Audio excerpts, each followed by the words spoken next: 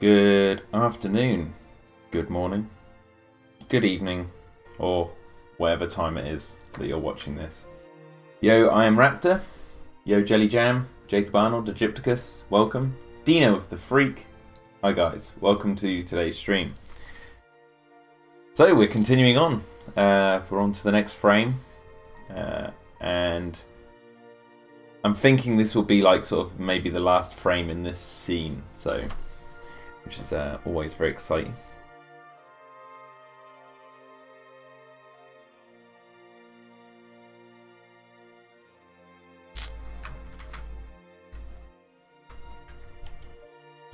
Actually, I want to resize. Image resize. Oh no, yeah, that is right. Yozul.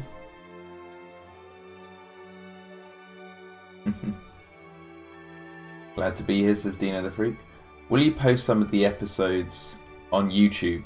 Yes, I'm thinking of actually releasing the actual Dino-Defenders series on here on Terradome. Just you know, the episodes, and then I'll have the full film once it's done. Perhaps somewhere else.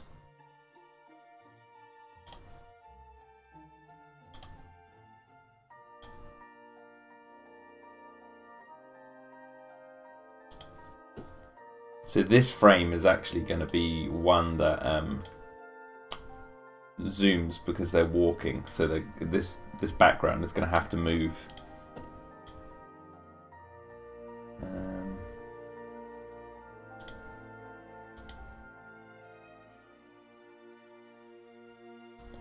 Just need to pull this up and also this, yeah.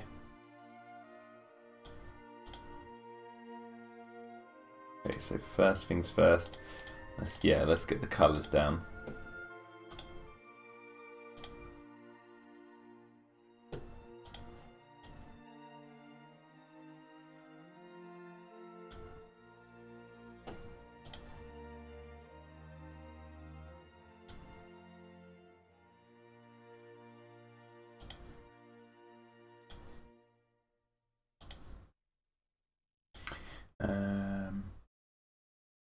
Yo, Matt Scarlett, welcome. Dino of the Freak, I just unlocked the 93 Jeep in Jurassic World Evolution. By the way, the 1.4 update is brilliant. Yeah, I was actually thinking I'm thinking I might stream that this weekend. A bit more Evolution. No.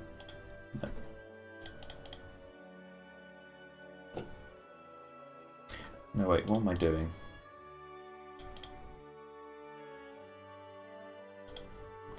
That's what I was doing.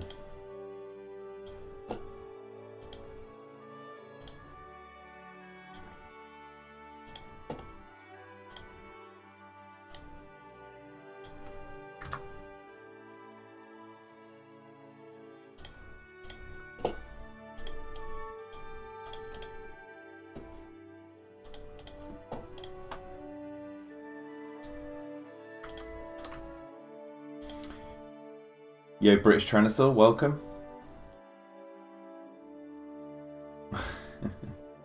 Konnichiwa, Zul, konnichiwa. I should be visiting Japan in November, which I can't wait to do. Should be a good time.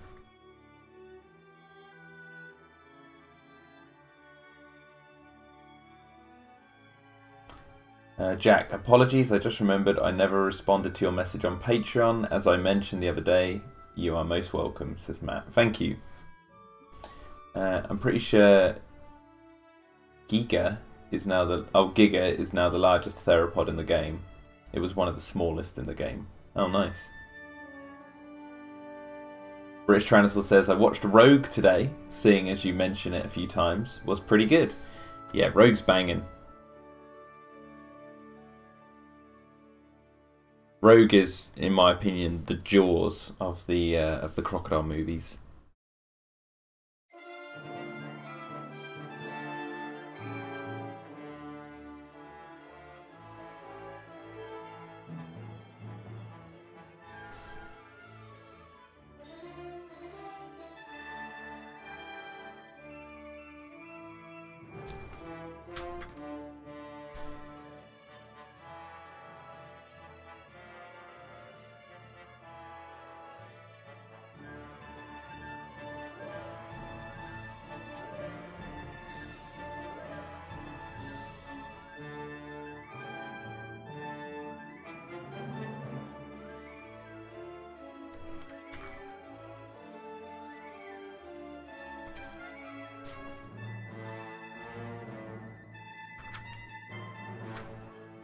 No, I'll just use that line.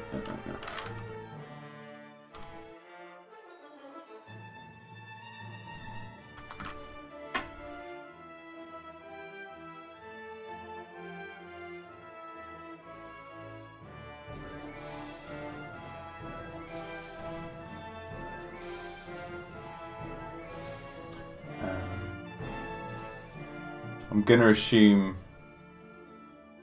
Oh wait, you guys, what were we saying? Spino has also had a good size upgrade, says Dino the Freak, with Serrato and Rexy being downsized by a few feet. Ooh.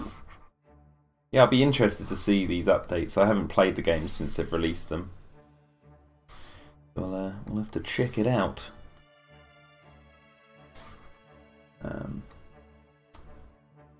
Totally the Jaws of the Croc movies. That thing's humongous, says Zool. I remember, yeah, the Croc in Rogue. Is it? I don't remember it being like it's big, but oh wait, no, it is huge, isn't it? I just remember the scene where they use the animatronic. Gosh darn it! What's going on here?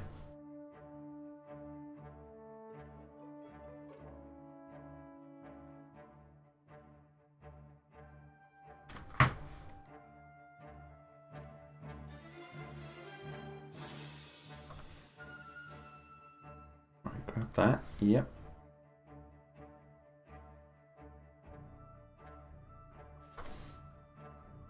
There we go. That's better.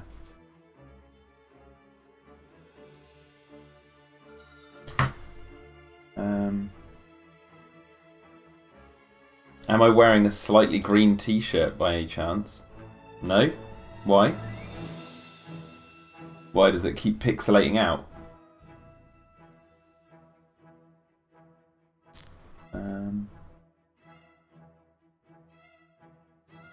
Lake Placid is the Deep Blue Sea of Croc movies. Yeah, I'll agree with that.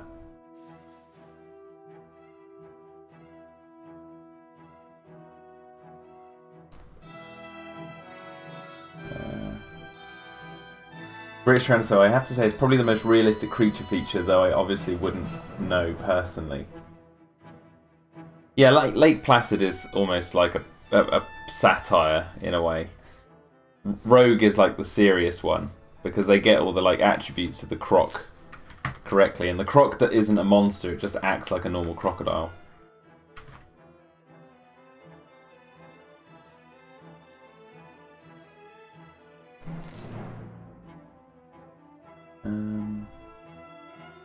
I think Lake Placid is also the Jaws of the Croc movies since it follows the same tactics in keeping the creature a secret until the middle of the movie, says Zool. Yeah, but like the differences we're talking about more in tone. Like Jaws is a very serious movie, and Lake Placid is not.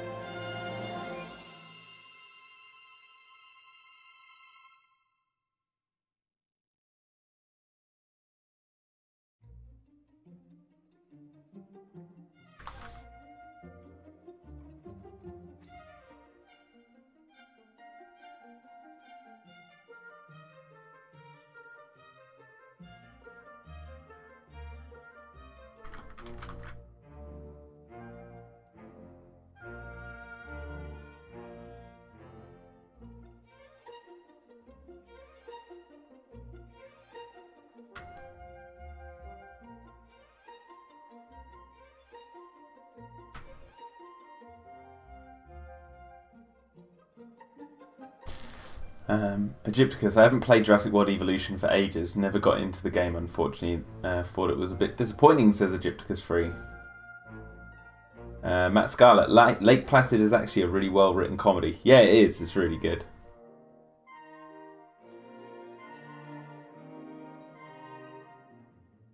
British Tyrannosaur, not sure whether to watch all the Anaconda watch all the Anacondas and Lake Placid sequels before I watch the Versus movies when they cross over. Oh man, that'd be something.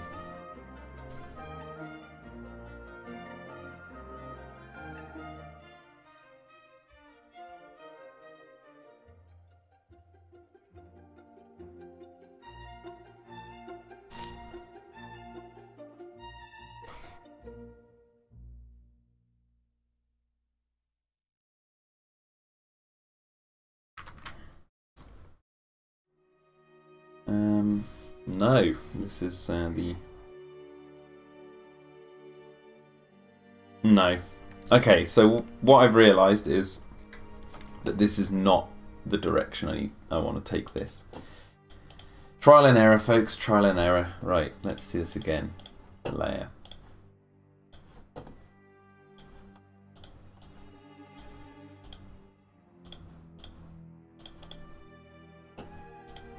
I'm actually just going to use the lime green.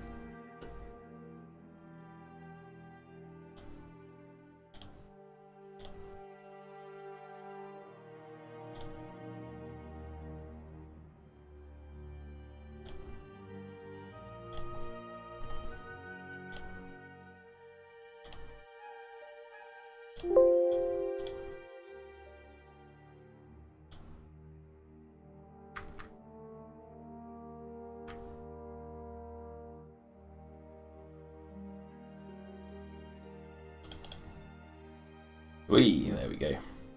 There we go. I actually want to make it so...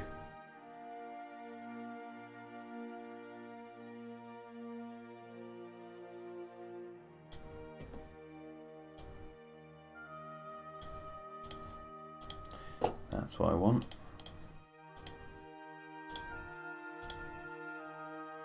Yeah, right. We need the bookshelf.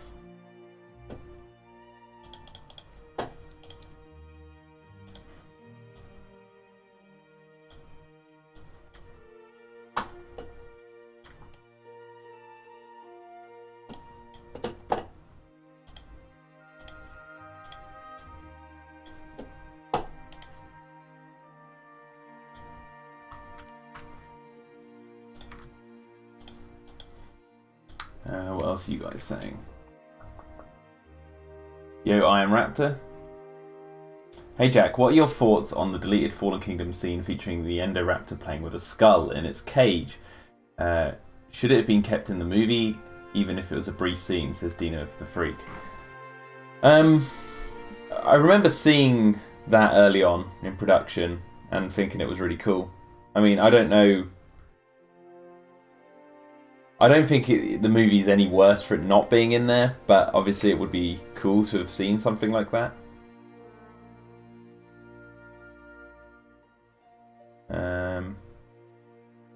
Yeah.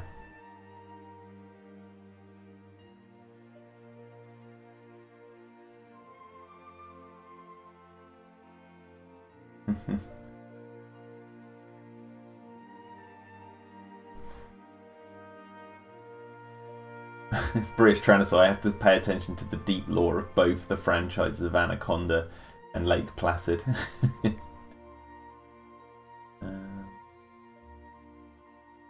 Yo, Martin.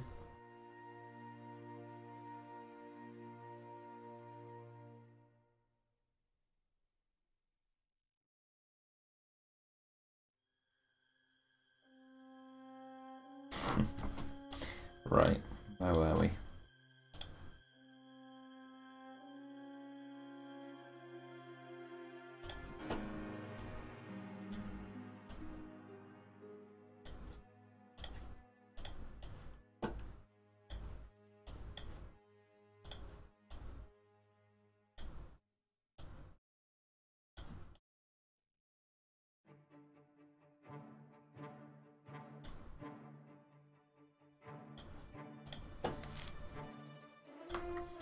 So with these scenes, when I animate them... Oh crap.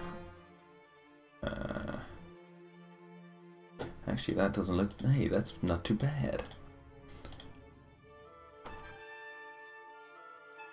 I always have to try and work out where the scene is going to end, because this background, the characters are walking forwards, so the background's moving backwards.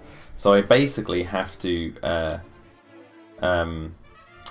make this background as you know, so it can be bigger. Essentially, is what I'm trying to say. And it's always an uphill struggle.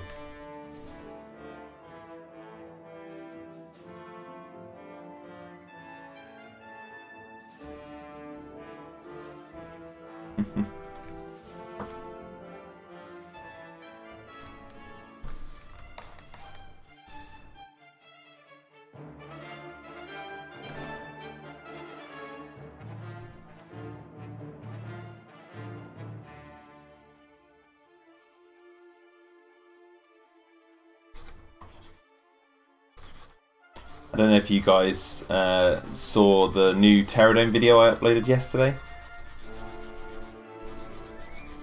Since we've moved house, yeah, my parents were going through lots of stuff, and that's where they, you know, they were like, look at these old dinosaur books and stuff we found, and I was like, oh my word, I haven't seen these in years.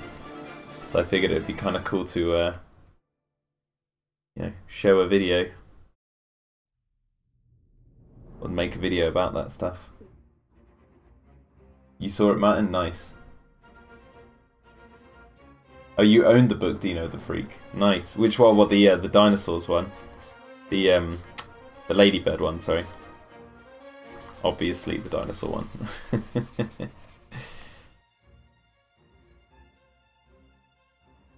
You saw it half an hour ago, says British Tyrannosaur. Nice.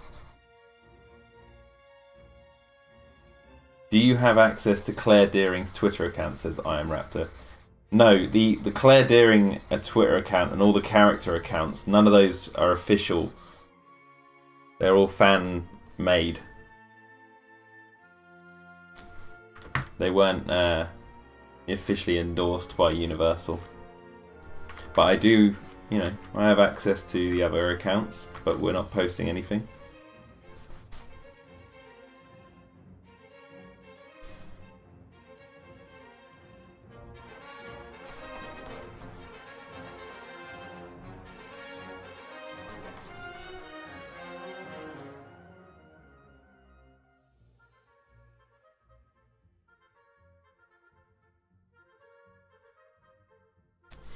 Oh, actually, that should be...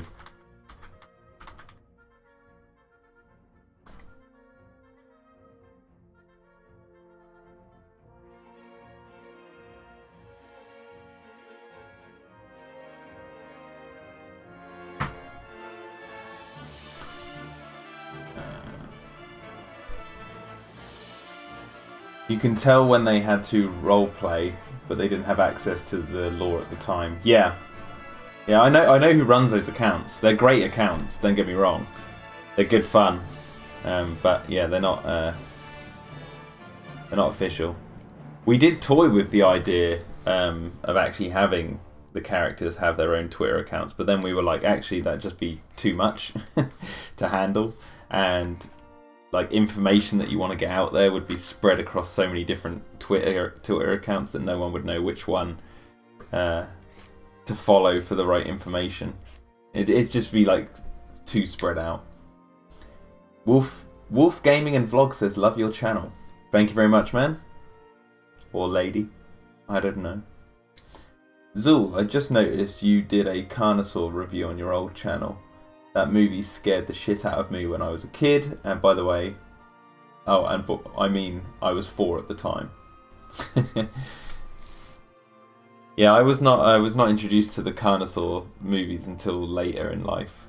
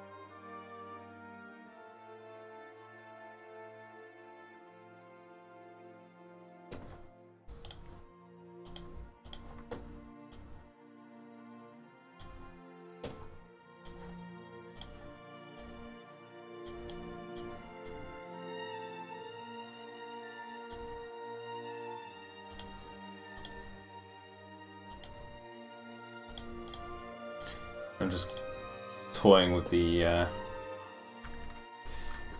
angle of things at the moment. Just sort of setting out the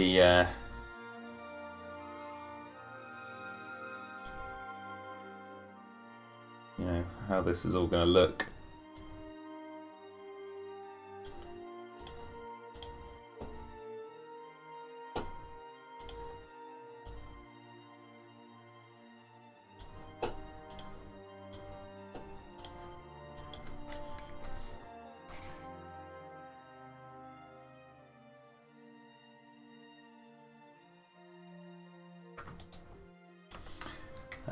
Well, what are you guys saying? I don't want to miss anything.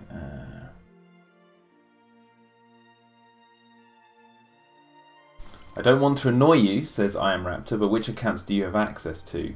The Extinction Now and the Dinosaur Protection Group one. But again, like, I'm not under any contract or anything. I'm not posting anything from them. Nothing's continued, but I do have access to them.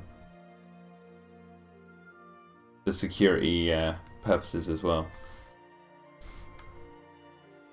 You know, so for example, let's say the thing got hacked for whatever reason, and someone started posting really hideous things on there. You know, I have access. I can get at it quickly.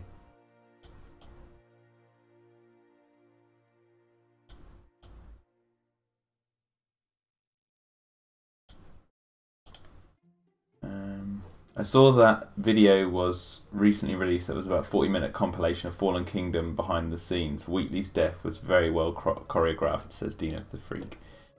Yeah. I'm so jealous that the Americans have got it first. See everyone watching it. I'm like, oh man, I really want to watch it again.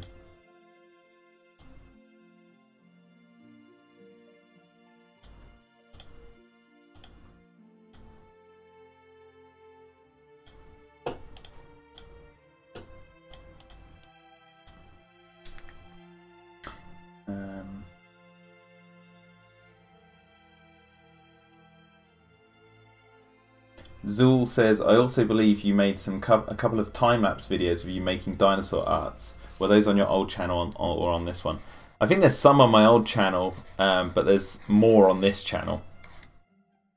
There's my Carnoraptor one, my Open Paddock 9 speed paint. I believe there's a Compy and a really old one, which was just a T-Rex head.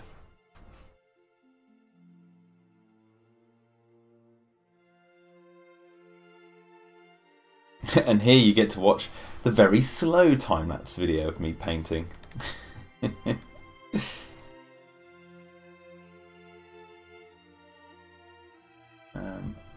Roberto says, hello again. I have another question to ask. When will the first episode of this series be uploaded to YouTube?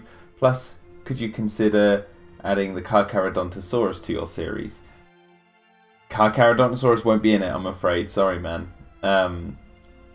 I've already got my dinosaur list. And the first episode of this will be uploaded when it's finished.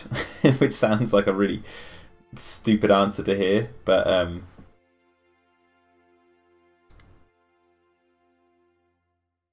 yeah, it's basically, it's going to be done when it's done. And like I've said before in the past, the only way it will get done quickly is if people donate to the Patreon.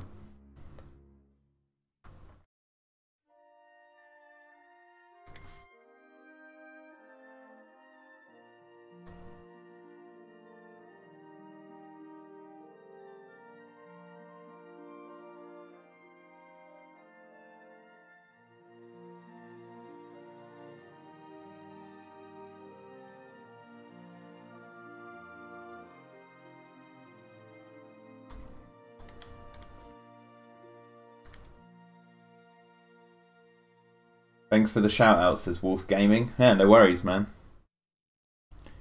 My channel is not that big, so shout outs are easier at the moment. If it really picked up or something, it'd be a lot harder to give shout outs. But I'm more than happy to give them while they're while it's quiet.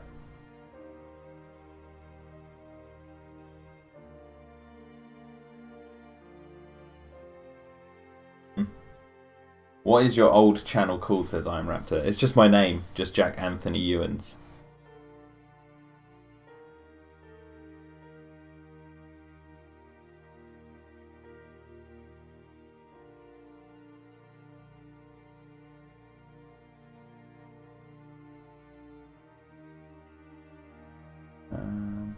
Speaking of Wheatley's death, says Dino the Freak, did you notice that there was a brief moment where the Endoraptor strips off his calf? No, I mean, if when I get the Blu-ray, I'll have a look. But sounds nasty. Sounds really nasty. Are there raptors in this series, says Wolfgang Gaming. Wolfgang. I've got that Wolfgang Peterson, the director, in my head.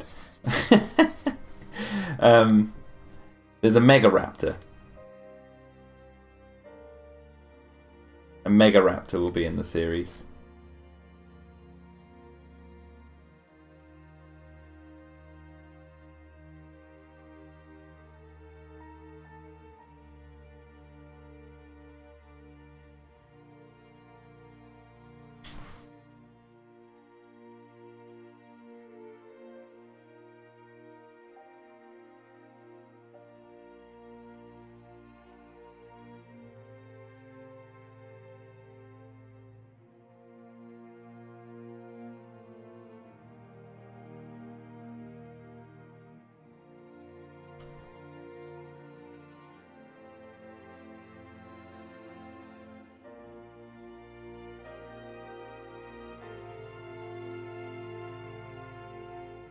I Am Raptor says subbed. Well, to the old channel? The old channel's dead. I'm very rare. I only go on there if I, comment on someone. If I've just like logged in for whatever reason, I might comment using that channel to like reply to people who have commented under videos on there. But I'm not uploading any more videos on that channel. It's dead and gone. Terradome is where it's at.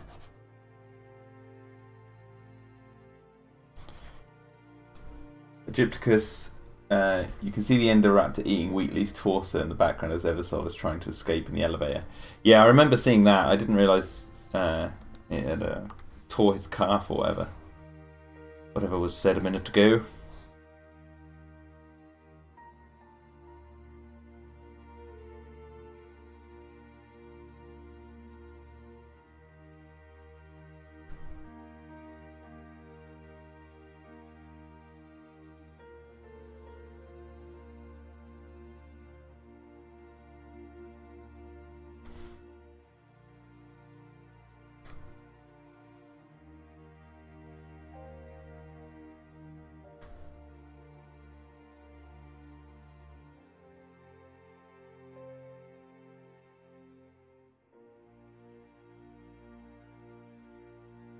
Wasn't that a lovely little tune of music?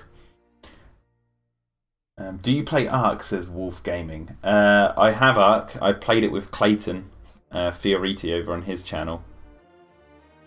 And we did a live stream. I find it quite hard to get into that game just because you have to spend so long on it to even get anything to happen.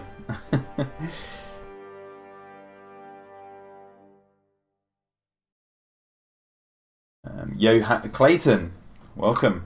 Long time no see. How was the hurricane or tropical storm? Was Megaraptor a real classified species? I remember it in Warpath, but it seems like no one talks about it in the paleontological community. I know. Well, even if it isn't, I think it is a real raptor, or it might be a nickname.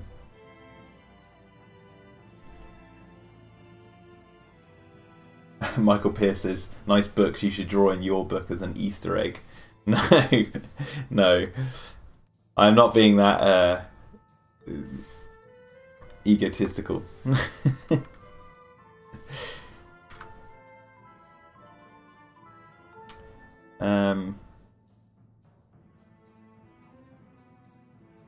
What I will put in here though, shall I put shall I add a white book and then shall Jurassic Park be on the shelf? Should I add Jurassic Park into the cartoon?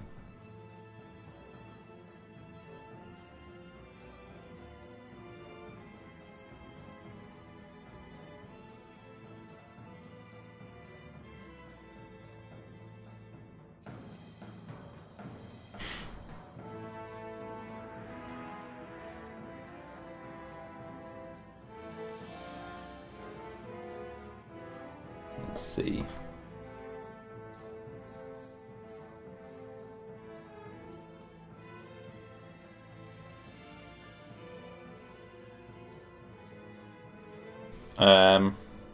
Oh wait, I've got to move the mic 1 second.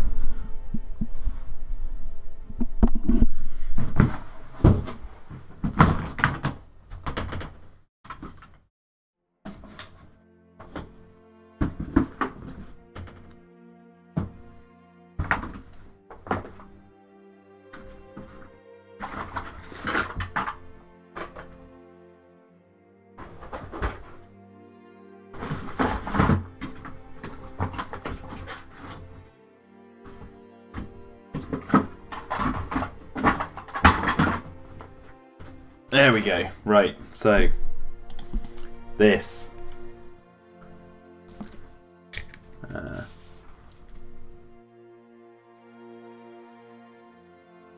Lost power for 5 days, sweated my ass off and grew a beard, says Clayton. Nice. Well, we're happy you're back. Should add some Michael Crichton book. Yeah, no, that's what I'm going to do. I'm going to add Jurassic Park, but I'm just thinking. So, let me sort out my mess.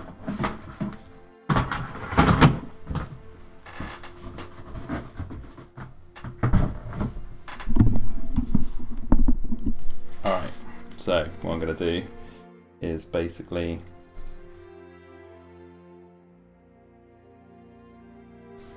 look at this and get it.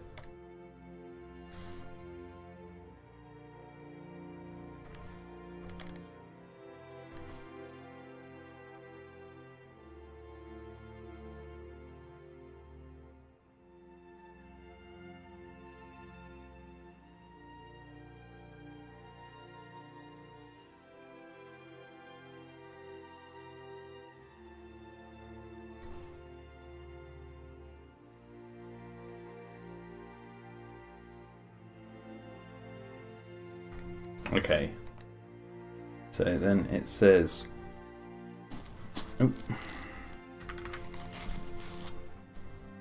So I'm looking at my version here. I'm gonna like the original book.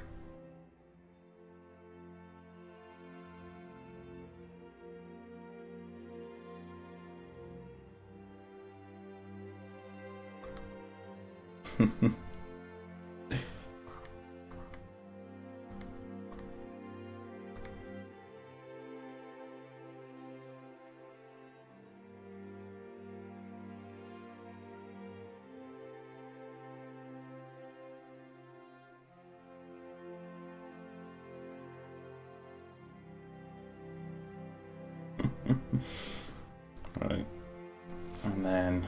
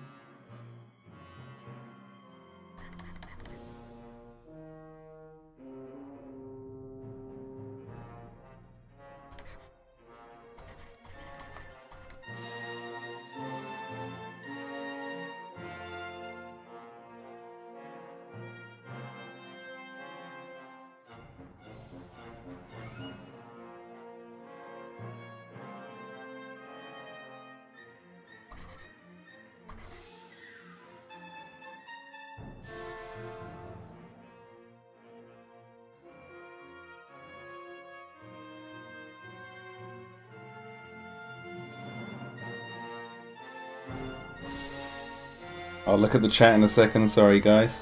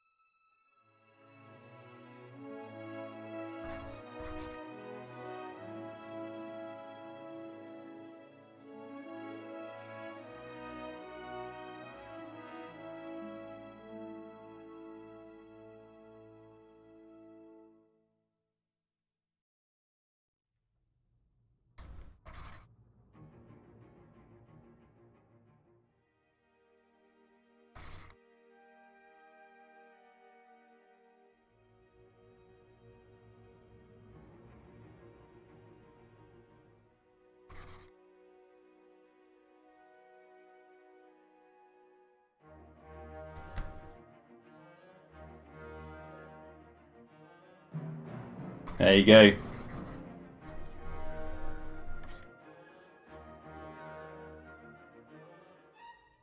There you go. She's got a copy of Jurassic Park sitting on her shelf. There you go.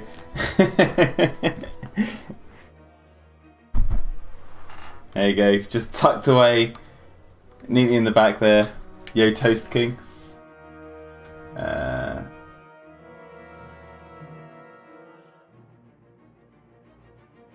Alex Pritchard, yo, what's up? Hope you're all doing great. Thank you, Alex. Hope you're doing great. Do you still have the toys from your Jurassic Park toys from that video on your old channel? I have less than half of them left. Probably about a quarter, if that. I sold a lot of it. Nice Easter egg, damn, that's good. Does that say Jurassic Park? Yes, it does. That's an Easter egg. It's going to be in the background, sitting on the shelf. Anyway.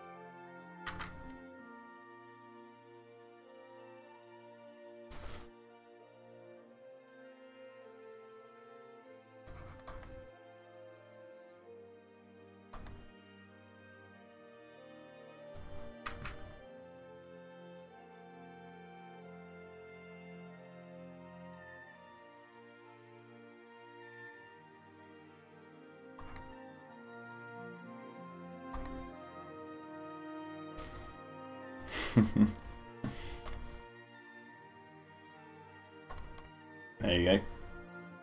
It's like free book collection. See you later, Clayton. Thanks for popping by.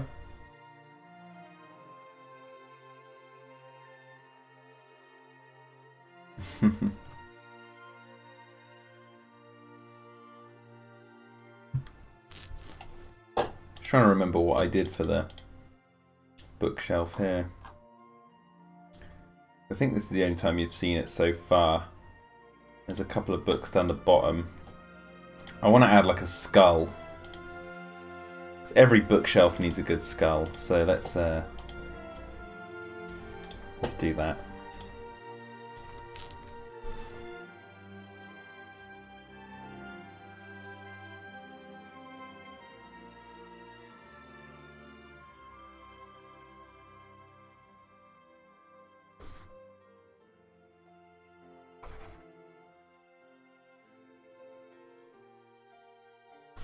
Maybe this will be where we can get our sort of Spinosaur cameo. Maybe there's like a little, like a juvenile baryonyx skull or something.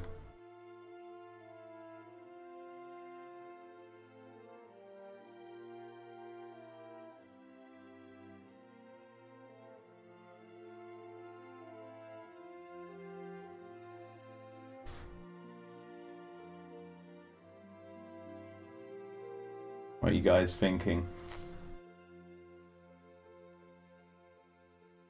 Reference to the Endoraptor deleted scene, says Michael Pierce. Well, not a human skull, but maybe we can get like a little little something on here.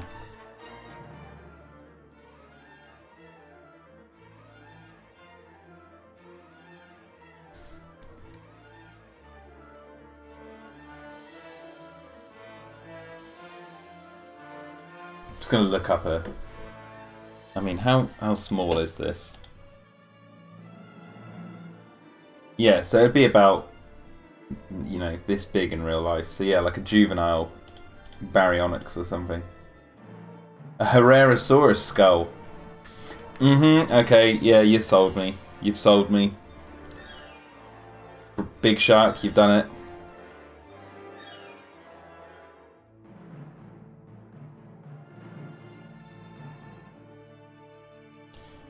Let's do it. Let's add in a Herrerasaurus skull. I'm looking it up.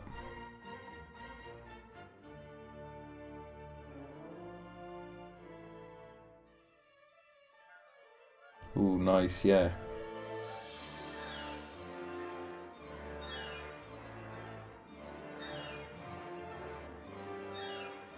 Let's find a... I want to use a real one.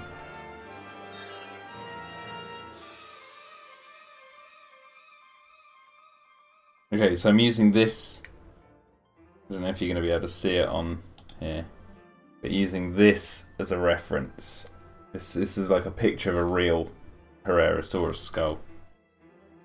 And I'm going to do my best to imitate it.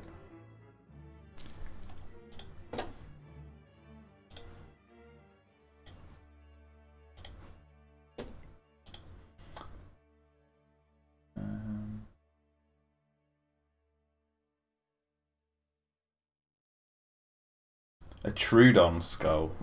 Well, I'm on a bit of a Herrerasaurus high. Sorry, Zool. Big Shark 1 out. Zool, oh my god, having a flashback to Jack talking about his Herrerasaurus Fallen Kingdom toy. That was all a joke on my at my expense. I thought it's really funny, like I'm actually going to do just the top jaw. Yeah, I thought it would be funny to sort of take the mick out of myself and have like Will's character be absolutely bored by the fact that I'm constantly talking about Jurassic.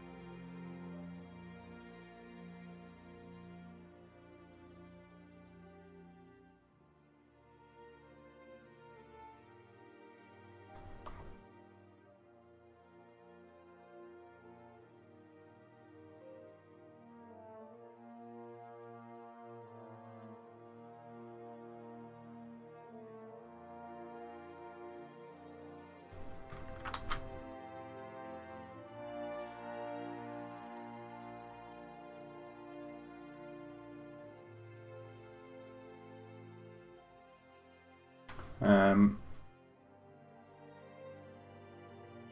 reaction on Will's face, though, was a great skit. Yeah, thank you. Yeah, Will's one of the most... he pulls some of the funniest sort of faces that I know. And I'm always surprised by, you know, his reactions to things.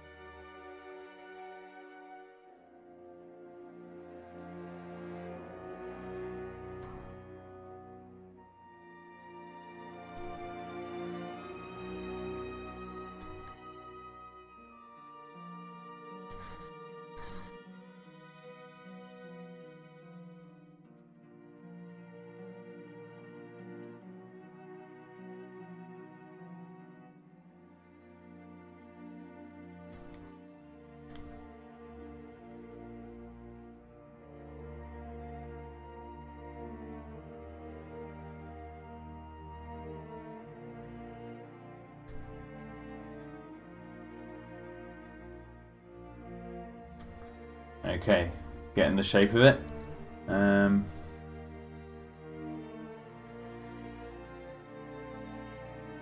Toast King says, have you heard that in America they are playing Jurassic Park in theatres for one weekend?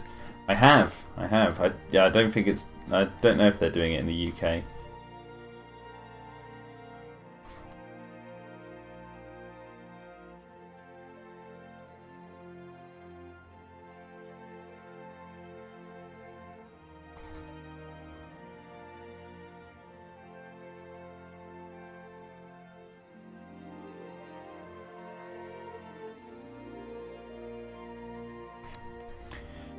Okay, right, that is looking pretty good for now. I have to get some more colour on.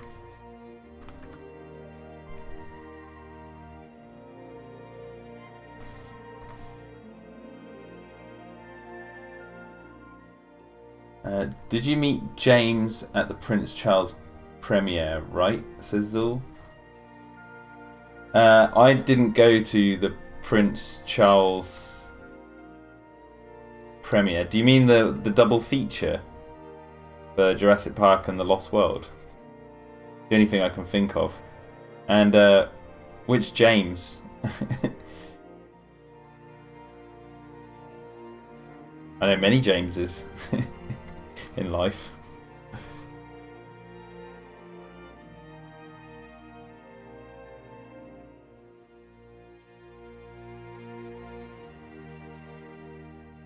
What are your thoughts on Mattel's Jurassic World toy line, Legacy line included so far? Do you think they've lived up to the hype? Yes. I would say they have.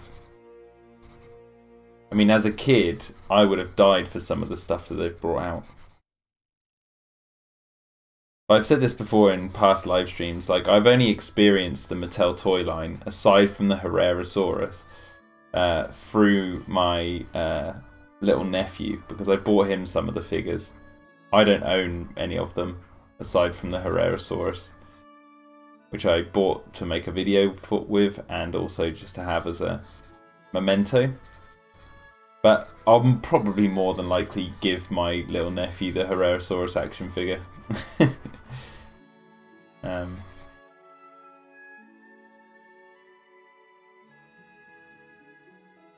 Yeah, I think they've done really well.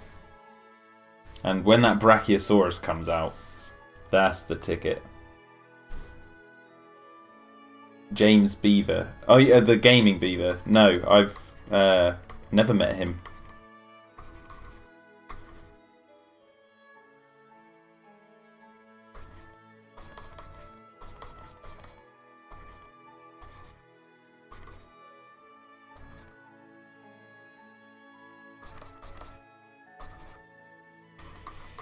I'm gonna add all this detail to this this skull, and like you might not even see it. There might be a character walking in front of it.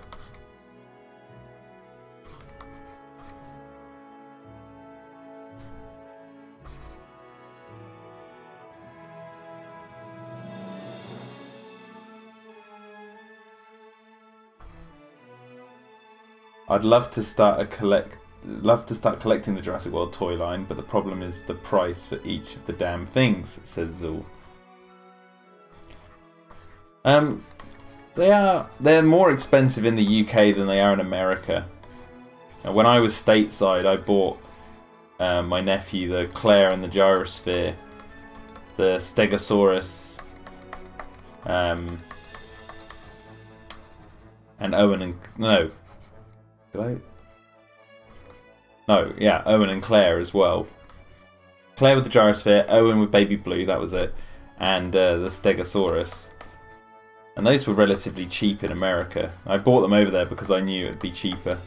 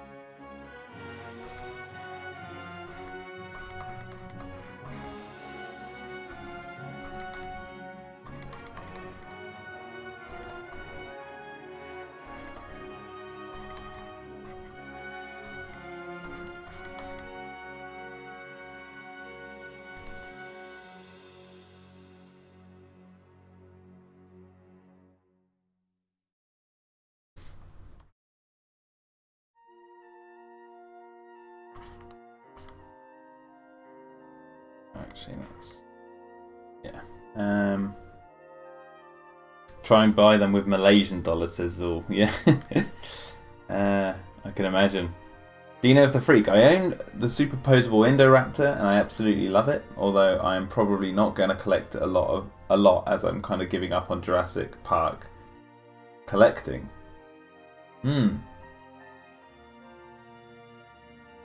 Big Shark says Walmart has them on discount right now. That's how I got my Herrerasaurus. Nice.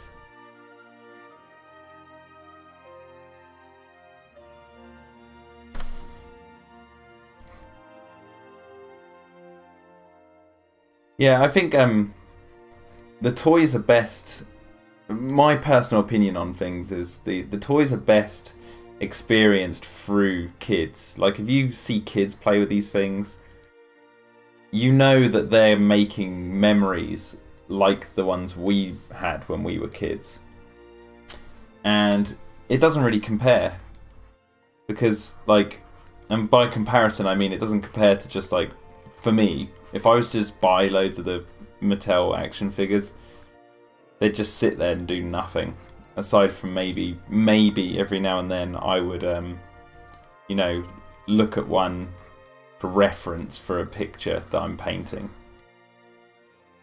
Which I don't really need to do because, you know, we have the internet. I can Google what I, you know, think it should look like. Whatever I'm referencing, but yeah, so I've not, the collection for me has changed now.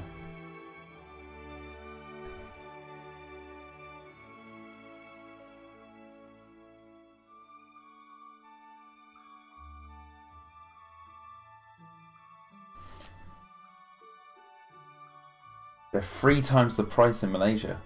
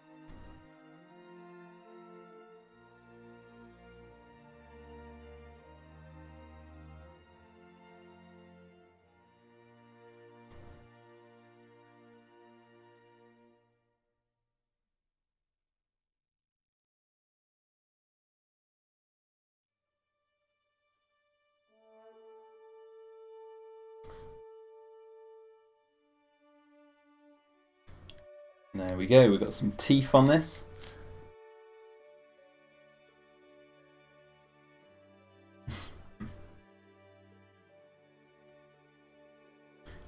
Hardcore Jed says, buy one Mattel toy equals to the end of starvation of Johnny Johnny. What does that even mean?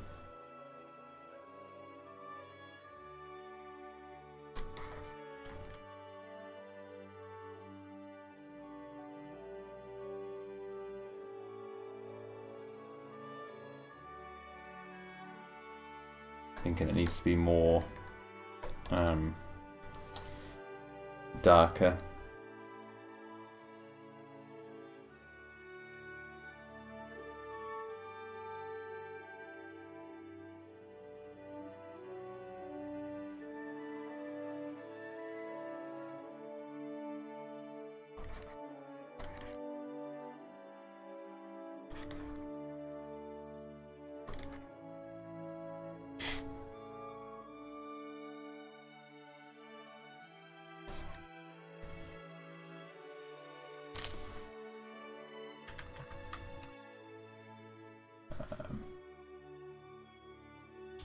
Jack rocking the Herrera skull says is all. Yeah, it's turning out right, isn't it?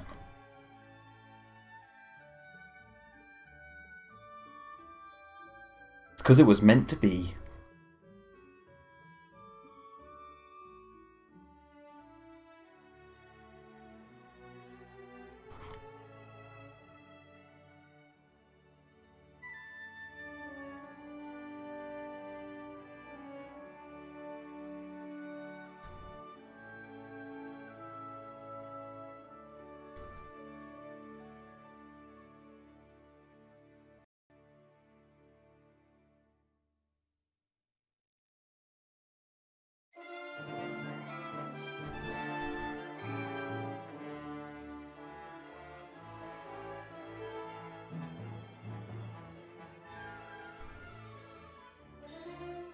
There you go, one. Let me just get the sharpen tool on it.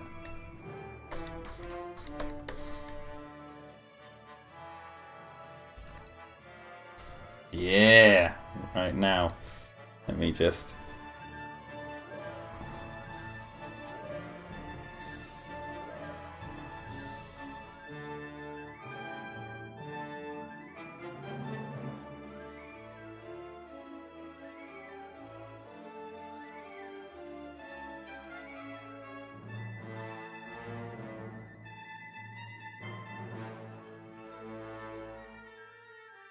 give it some depth.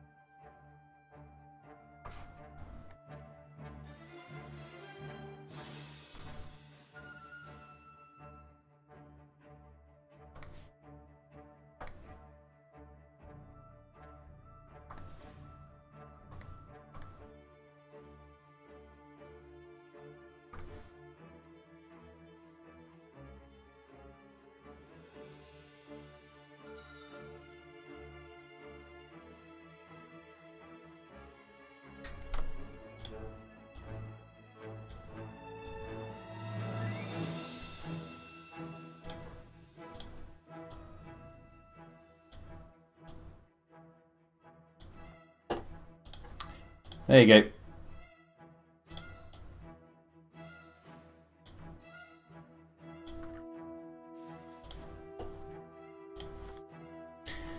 Let's see what that looks like.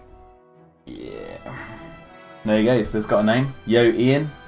Yo Cretaceous.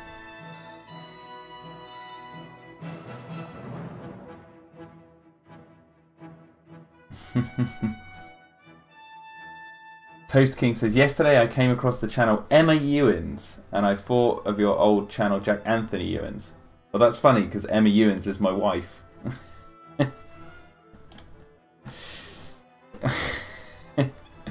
There's a ring on my finger. Why am I'm like glitching out? What is going on? I can see now what you meant. Yeah. Where's that green? Oh, it's the... Oh, I see what's happening. It's the green on this that's throwing it off. Oh, let me just get rid of that then. There you go. That's why I got a ring on it.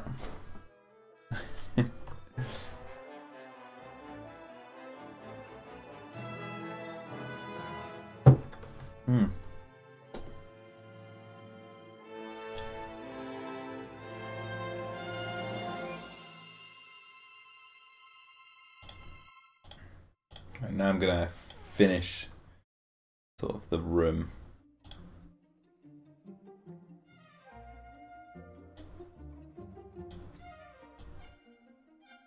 Get the right colours here.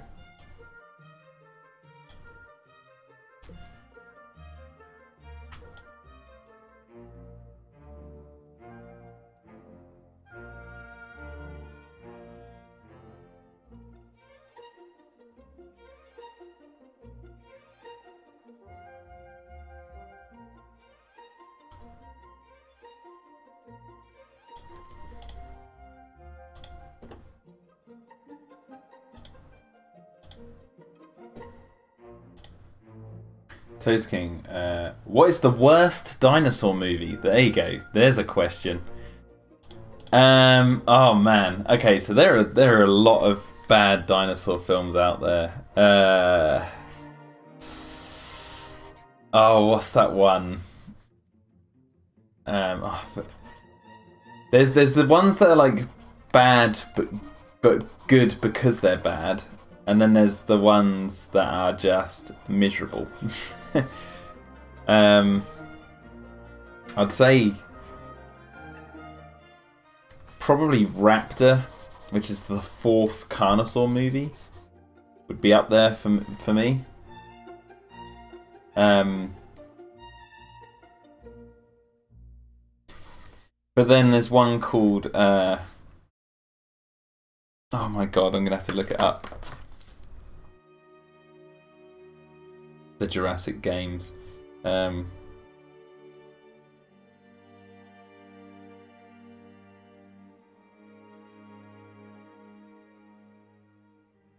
Okay, guys in the chat, if you want to know what one of the worst dinosaur movie is, but one of the worst dinosaur movies is, but it's also one of the best ones to watch if you want to laugh, right? So this one is the so bad it's great category.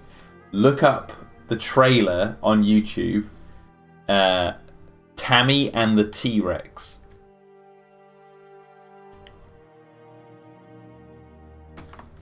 Tammy and the T-Rex. And let me know your thoughts in the chat. And there's also Theodore Rex with Whoopi Goldberg. That's a pretty bad one.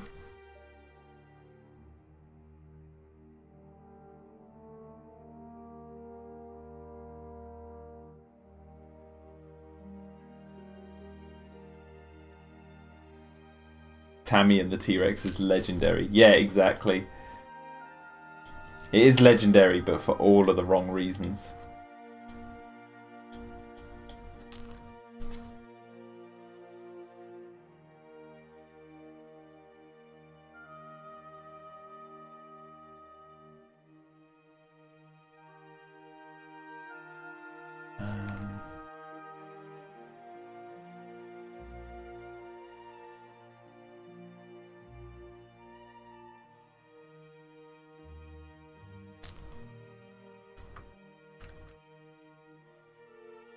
I've heard that title before, says Zool.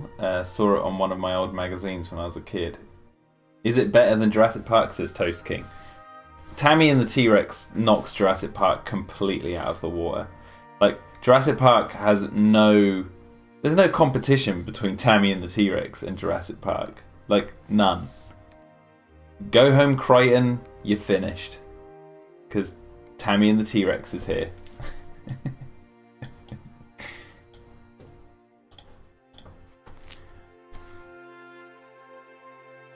Yo the Assassin, 1989.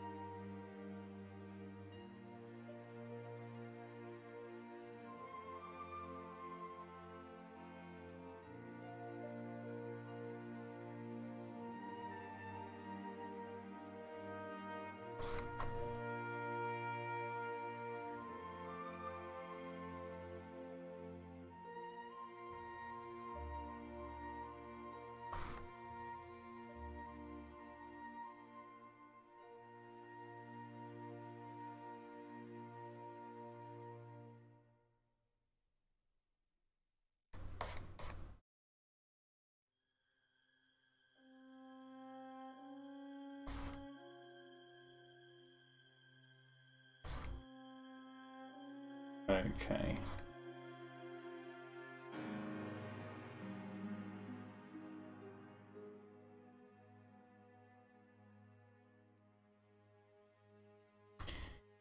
Sweet.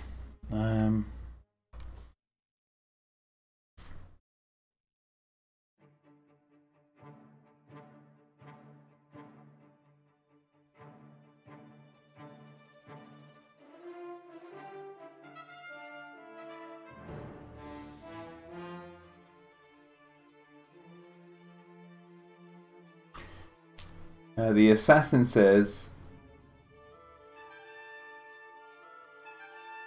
saw the ending. What can I say is remember Crichton's novel when the dinosaurs escaped and the raptors did to the mainland? This wasn't shown for 25 years and finally Fallen Kingdom shows it with blue. Oh, you meant the ending of Fallen Kingdom. I think what people were talking about in the chat was the ending of Tammy and the T-Rex. Yeah, no, the Fallen Kingdom finally has dinosaurs on the mainland, which is, well, more than just visiting the mainland, should I say. Which was one of the sort of sequel baity threads from Crichton's book. Okay. I suppose this wall should be straight, shouldn't it?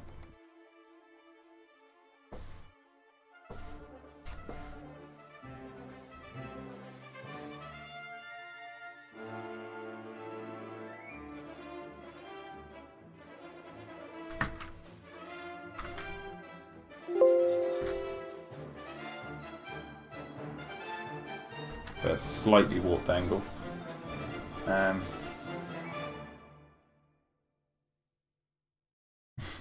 Ian Bunt says Tammy and the T-Rex trailer is like everybody's on drugs. The assassin said they did mention it in one of the chapters in the books. It could be one or two. I think they mentioned dinosaurs on the mainland in both of Crichton's novels, if I remember correctly.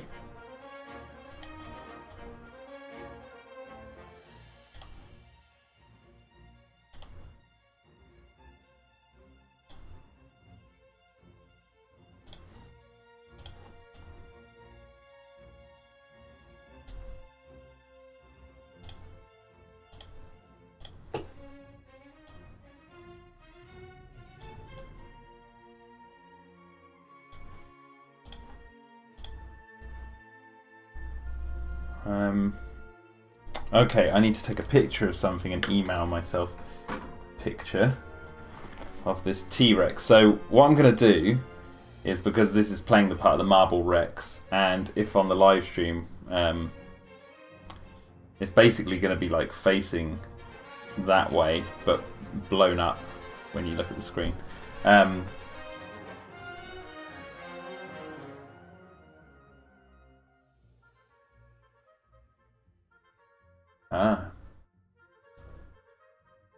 I'm watching the trailer for Tammy and the T-Rex now, says Toast King.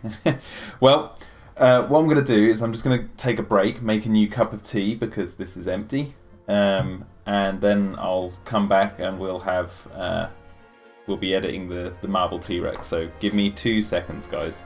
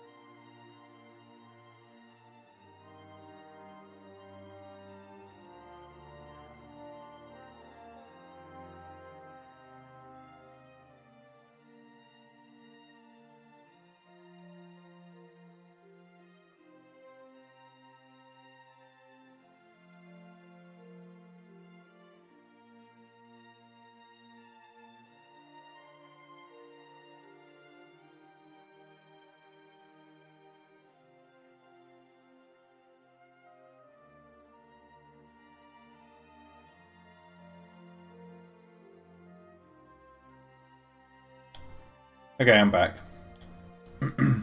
I just had a thought. What I'm going to do is, because basically this shot is going to start out, you know, the background you see here is going to start out big, and then as the characters walk towards the camera, obviously it gets further back to where we see it now. The Marble T-Rex, I was actually thinking, when you watch like a lot of of, you know, old animated movies and even new ones, they sometimes blend elements together, like CG elements and cartoony ones. So I was thinking I might actually use this shot as an experiment. And I won't be able to do it on stream, unfortunately, but I'll tell you what it is now. So I was thinking of actually filming this against a green screen. I've actually got a better green screen than the one behind me, and then have it, you know, come into frame. Like I'll shoot it like at the same angle of this and have it come into frame. So when the characters move, you have this sort of different effect. Or think like in Disney's Beauty and the Beast, they have that, you know, when they're dancing in the ballroom, they have that whole ballroom is done digitally, but the actual characters are 2D. So I'm thinking of maybe doing that rather than actually drawing it. So I'll do it as an experiment, because if it doesn't work, I can always draw it and have it in the shot. But I figured it would actually add maybe a cool layer to it. So we're cancelling drawing the marble T-Rex. So there we go. People just quoting Fallen Kingdom in the chat. Right, so let's get back on to what we were doing.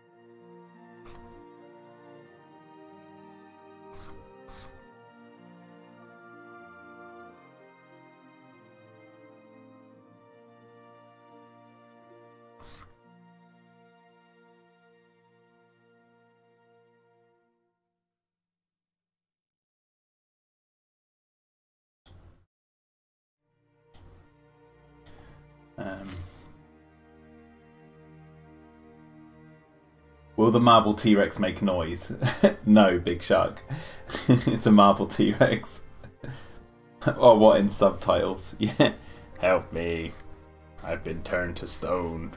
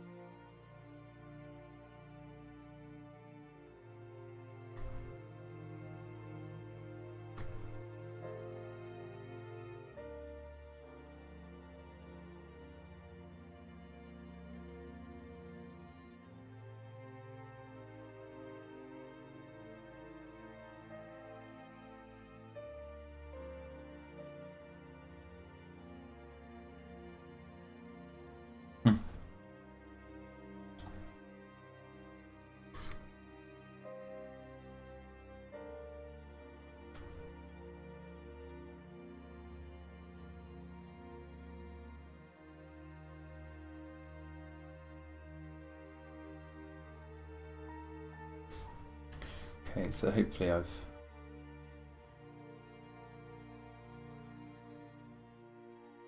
I need to do like one. Right. This is gonna be kind of strange, but okay. So I'm twisting on its side so I can get this ceiling section to be as smooth as possible.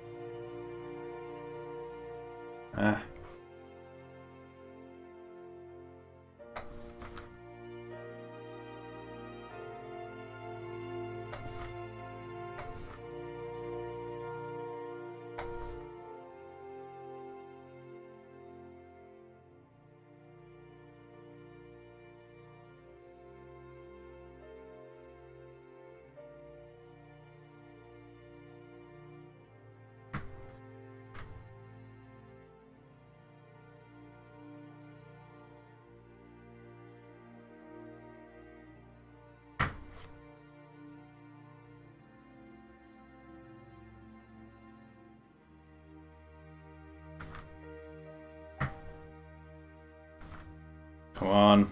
Oh, I think I got it.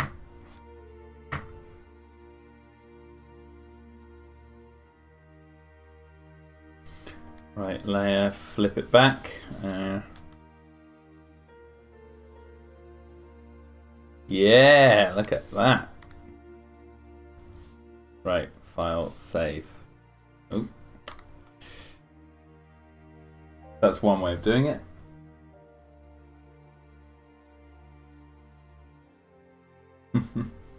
Do you think Billy Yoda, asks Dino of the Freak, would have made for a better character if they didn't all of a sudden turn him into a villain at the very end? He was a hero at the end, right? Didn't he try and save them and then die sacrificing himself?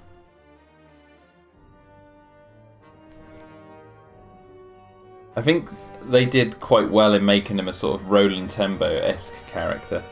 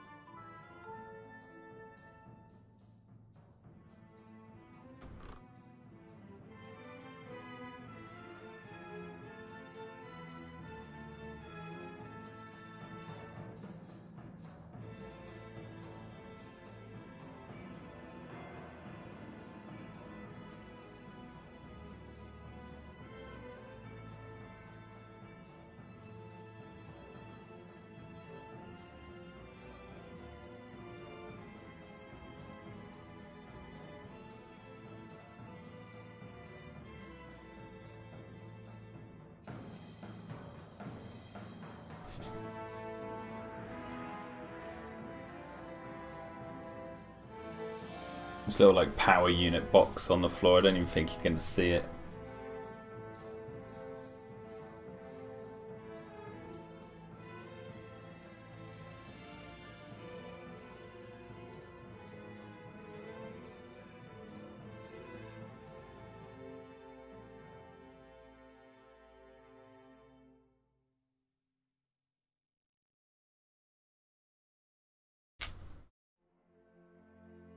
So I like the idea of this lady, you know, in this room. She has like her, you know, she has her books and everything, and yet her computer is like a really old school looking thing with a, you know, this power box that sort of is below the desk. It's like it's not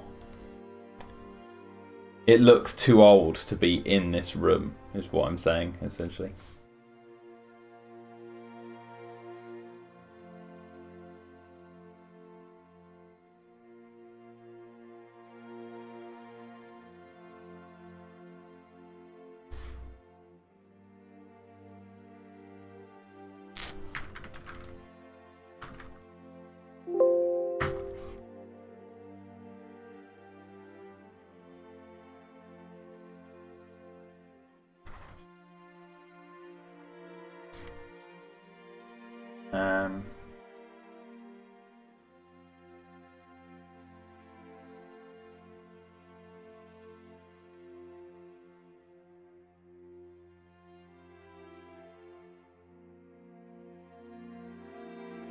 Oh, sorry, no, I'm getting the characters mixed up. Yoda wasn't the guy who... I'm thinking of the big guy. Yoda was the guy who died at the end. Yeah, I don't know. I kind of felt like he was a bit too he was a bit too reasonable to begin with,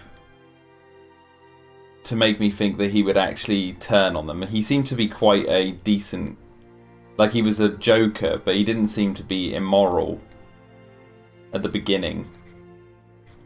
And then to have him turn around was a bit jarring, I'll admit.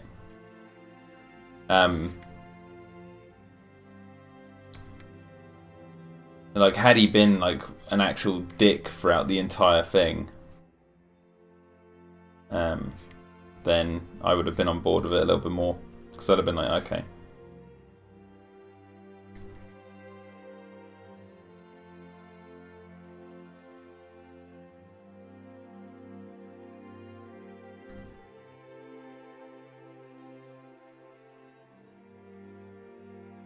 Oscar, yeah, that's the character I was getting confused with. Sorry, I thought you meant Oscar.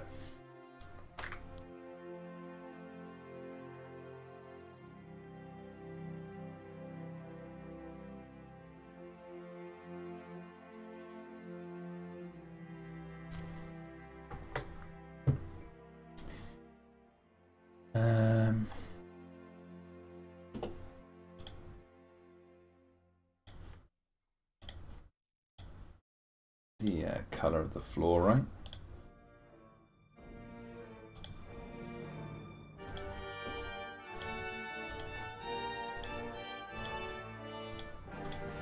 Oh.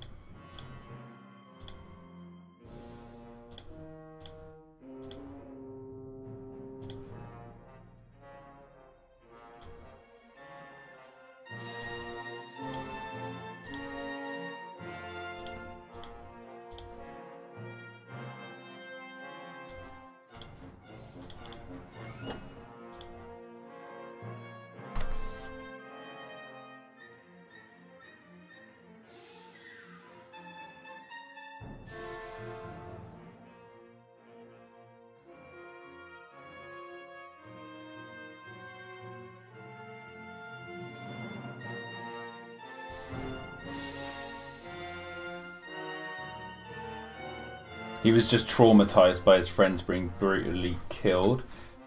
Didn't make sense for him to become a villain, says Dino. Yeah, that's where I'm sort of coming from as well. I think that because the character Billy Yoda in Jurassic Park the game was really sympathetic for, you know, his friend's death, it kind of comes across as a bit odd that he suddenly turns into a villain.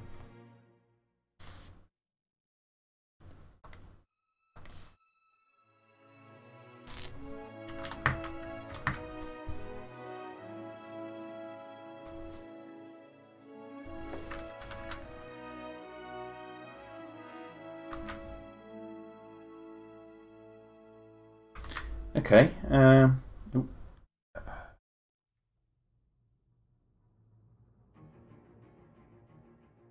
I'm I'm thinking, have I... No, I haven't shown the bottom, so I was thinking maybe with the drawers I need to... with the bookshelf I need to add some drawers.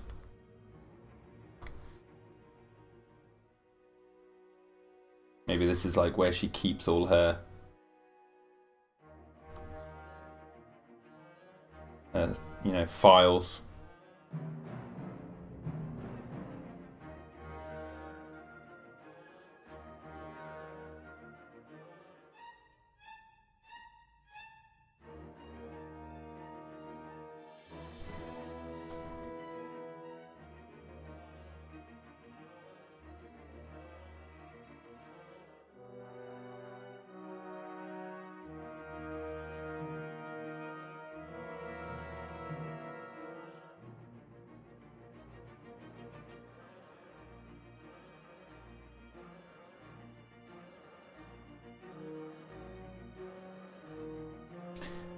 Big Shark says, "What's the point of Billy killing Nima if he needs her to go find Dodson and the contract?" I can't remember if he specifically states that he wants to go find Dodson. I don't even know if he knows who Dodson is. I can't remember. Do correct me if I'm wrong. But I think what he realizes is that these are worth so much that he'll find someone who is, you know, willing to pay for dino embryos. Like, they'll come to him, essentially.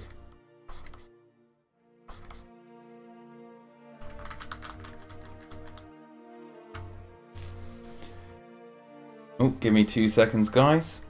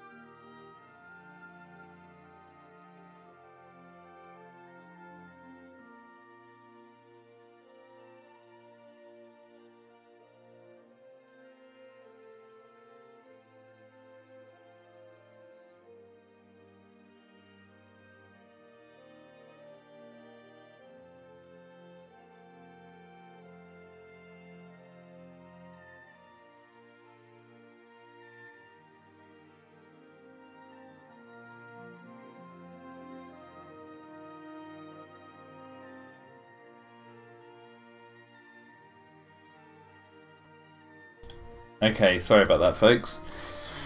My phone rang and it was BBC Radio Suffolk, because I'm going to go on their show tomorrow. They've got this like sort of section on their radio show called Sofa Guest. So they have someone come on just to talk about, you know, what they've done in life and explain how they got there and stuff. So they just called me to confirm that it's all still okay. Yo, Michael Thumb says, "Hello, Herrerasaurus, possibly inspired from your Jurassic Park PG Tips book." No, actually, it was someone in the chat today. I was like, what skull should I put up there? And they said Herrerasaurus, and I was like, you know what, that sounds good. And it did remind me of seeing it, obviously, in the PG Tips thing and the Fallen Kingdom toy.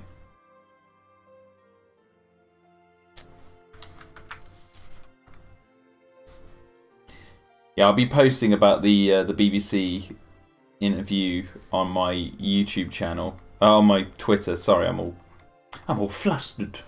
For my on my Twitter account, I'll add more details for those interested.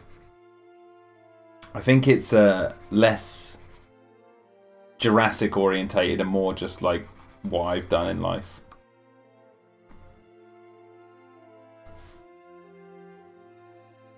She always has to have these locked up.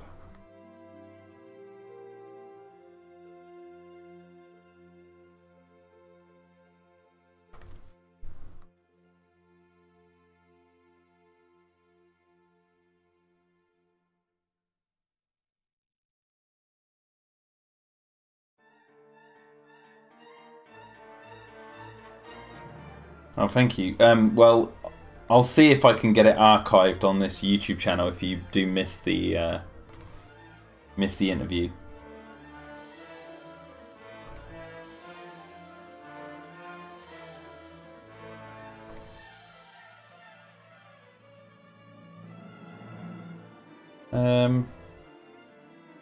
Okay, that is all looking pretty darn good.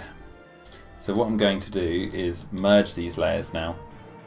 So let's test it. So the beginning of the frame will start probably like here, and then like end up there.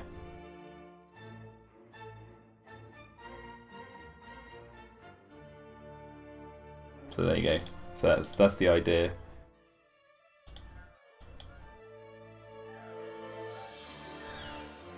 I might just twist it actually.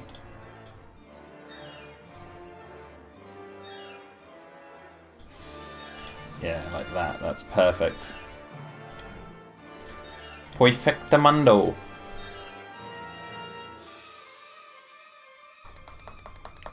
Sort the edges out. Is it a TV or radio interview, says Michael Tharm. It's radio, BBC Radio Suffolk. I'm travelling to the studios tomorrow. And from my understanding, it's a long thing. It's like an hour. I'm slated for 3 till 4, so whether I last the whole hour, I don't know. But it'll probably I can't imagine it would be an hour. But if it is, then I don't know what I'm going to be talking about.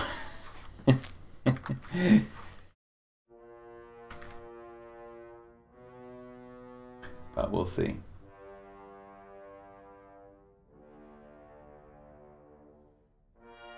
I'll see you later, Toast King. Plug your friends, says Michael Tharm.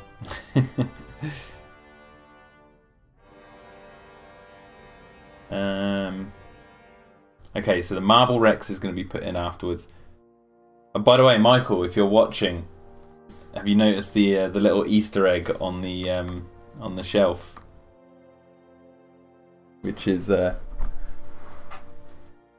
this. Oh yeah, you did catch it.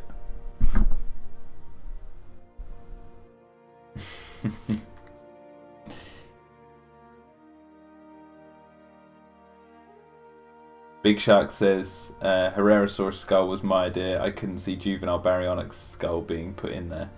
Yeah, no, it's a good shout. Actually, there's a something I want to do to this, actually. It's a little bit of a detail.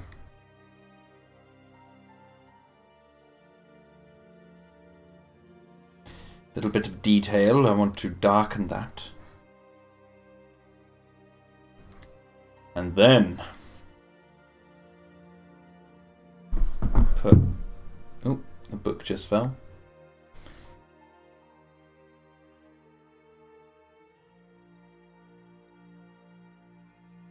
Show it so there's some like light.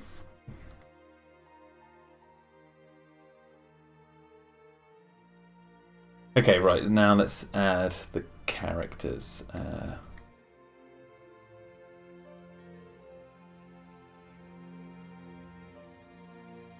You should sneak in your Ladybird book.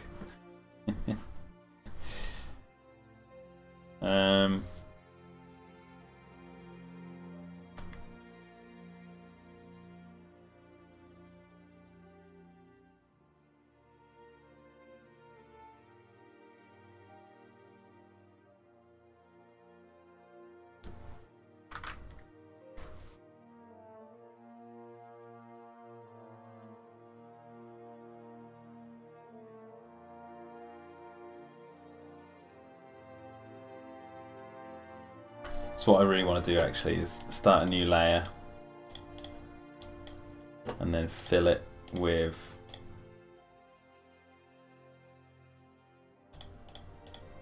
wow, is that background really that What?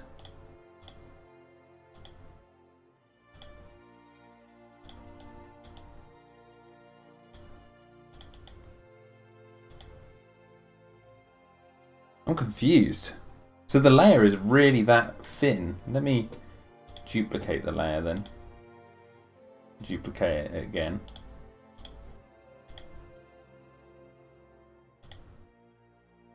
How is that doing that?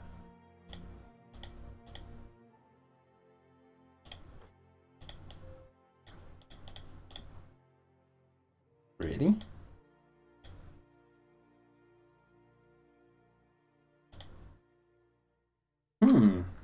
Interesting. Right, let me get a new layer again.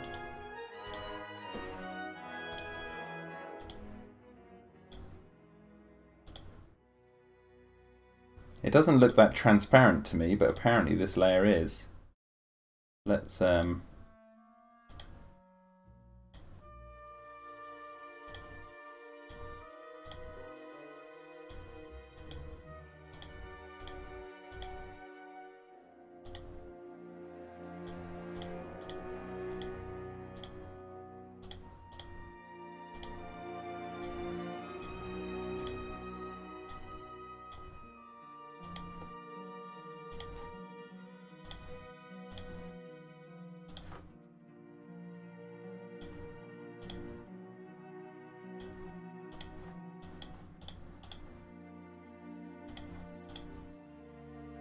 Wow. Okay.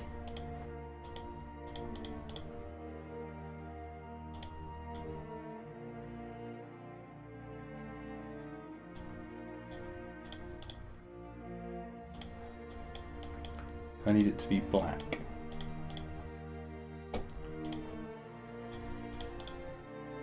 I feel like something's happened here.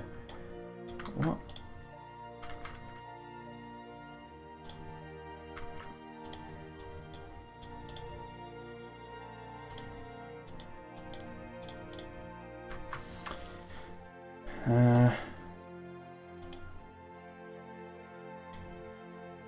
Tolerance 28.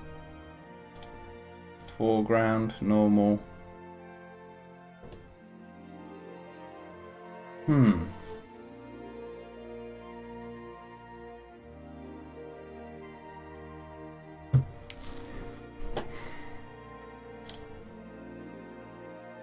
Actually confused by what is happening.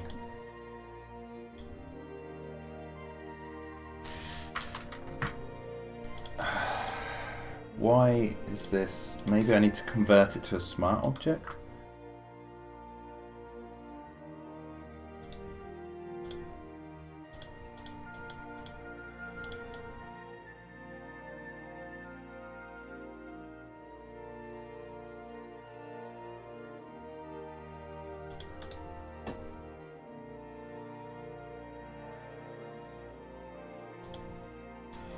Duplicate layer. Duplicate layer. I'm just going to whack loads together and then convert them to a smart object.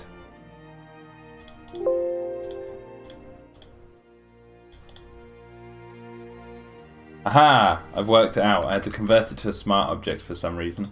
See, now I'm filling in that and it's not showing up. So I don't need that anymore. Sweet. Right, now I can get back to business. Back to business.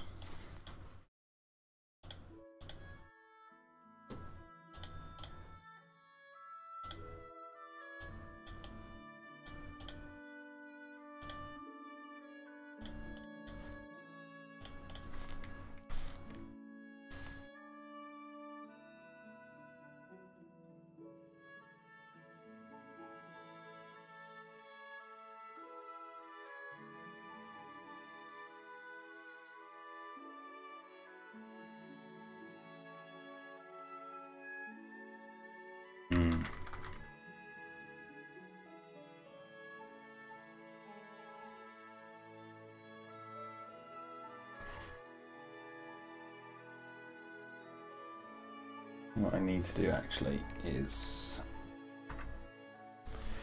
go into this one.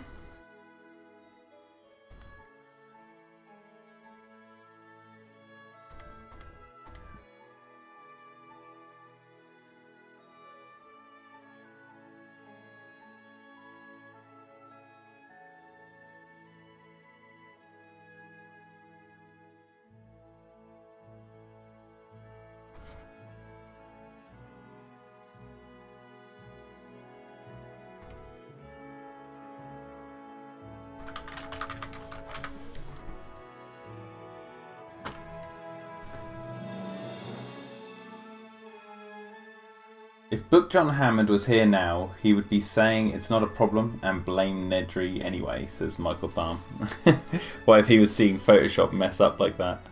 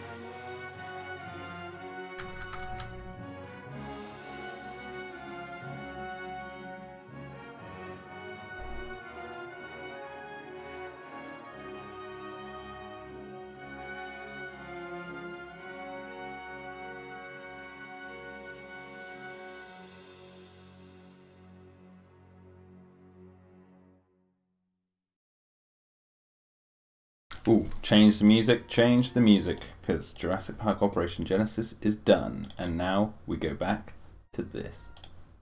Let me open it with...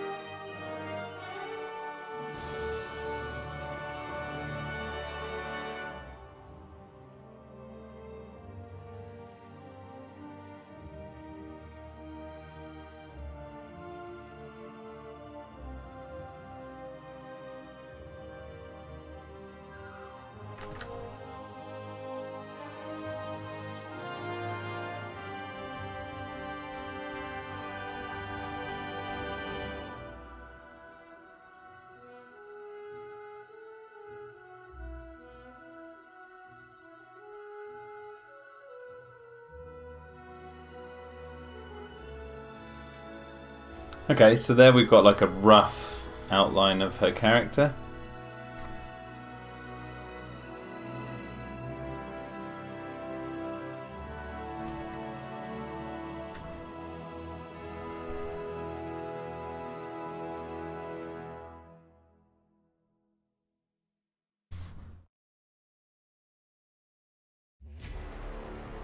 I'm actually gonna change the color of this. Let's go like a really light grey.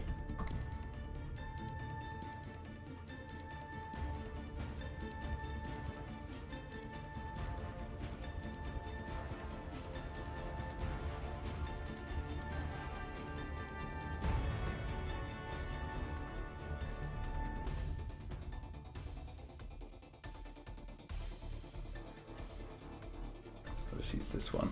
Oh no, actually, I'll use that one because I mean legs. Whereas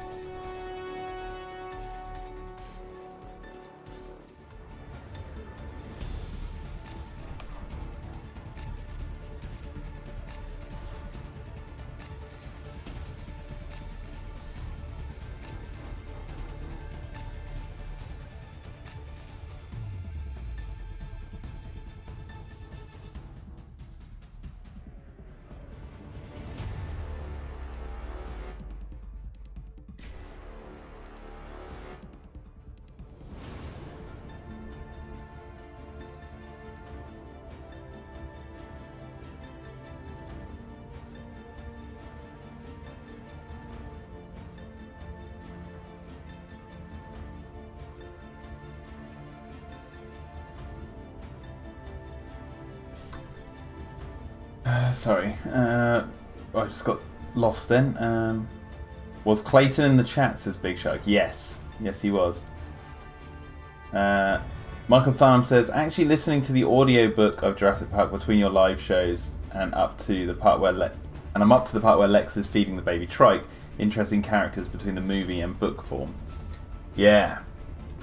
I might start listening to the Lost World audiobook. It's been a while since I've experienced that.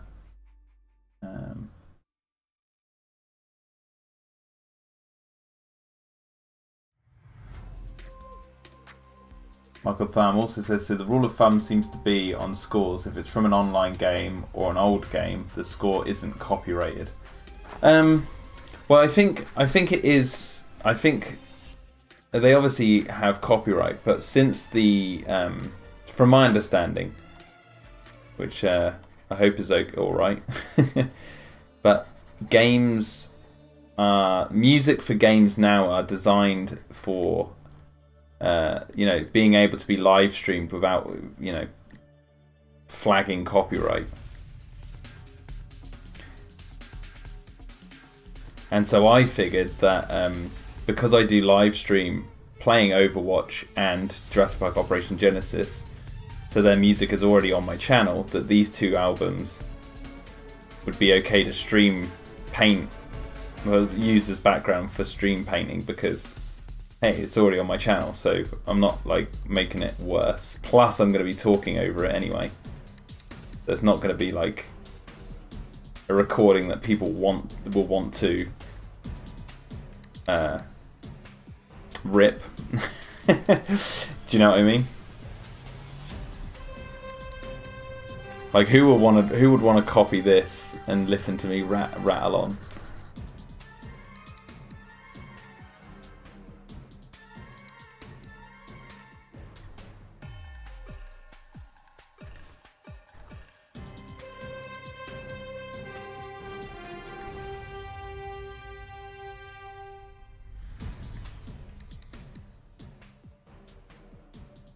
Is it character design time, says Zul? Yes, it is.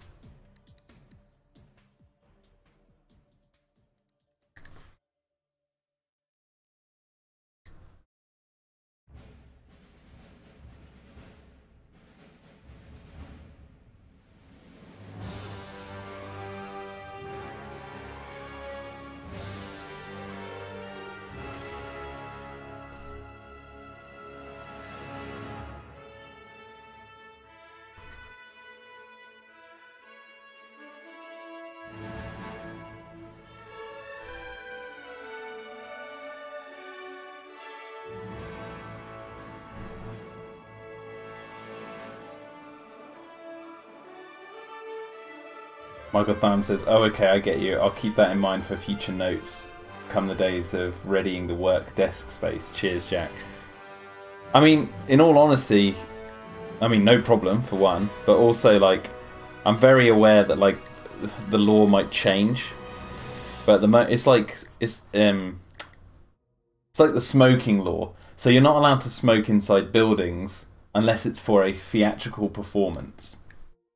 Or I know at least it was that for a while. I don't know if that's changed now. But there was a loophole in the system, so lots of like stand-up comedians would continue to smoke during their routine inside the building, and they technically weren't breaking the law because of a loophole in the system, as it were. So I figured that kind of thing applies here. If I'm already live streaming the games and they're allowing it, you know, the music's in the games, then why not use it to stream live painting? Which doesn't require me to play Overwatch, which I will be doing on a live stream soon.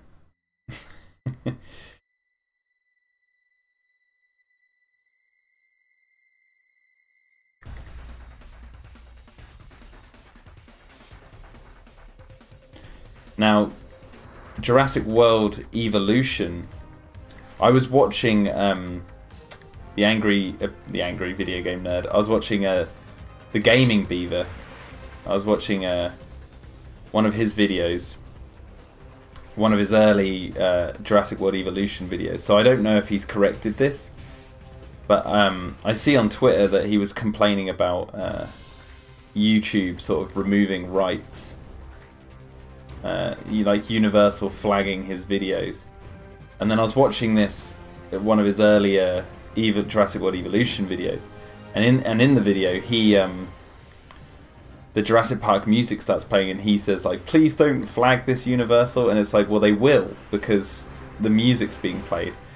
In Evolution, if you go into the music settings, you can actually click mute copyrighted music, so then the game only plays music that they've made that is allowed to be streamed with, which is also another album I'm thinking of using for the live streams, but I just haven't gotten around to downloading it yet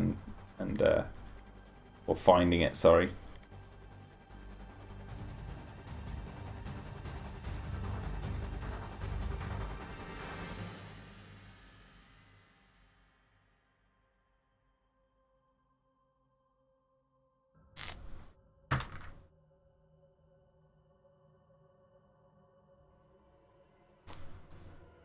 So Friday the 13th, the game, is another example, because in that game you can mute all the copyrighted music so you can stream it and monetize it.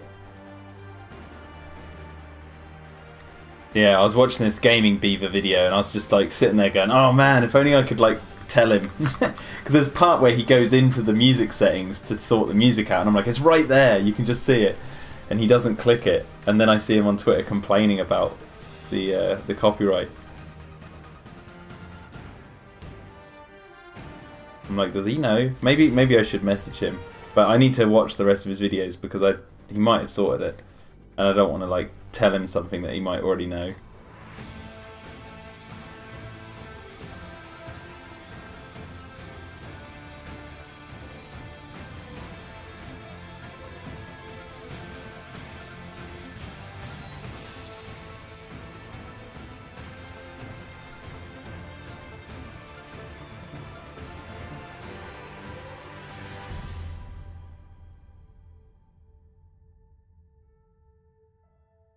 Zool says, whenever I listen to epic music while modelling, I would bop my head like crazy.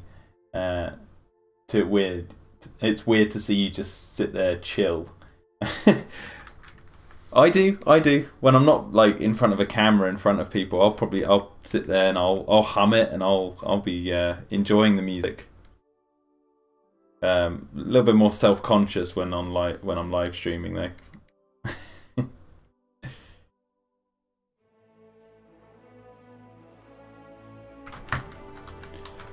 Nope, too big.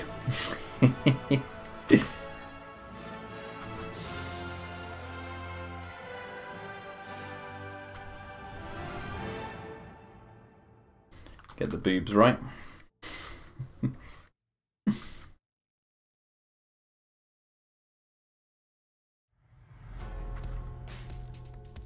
Yeah, there we go.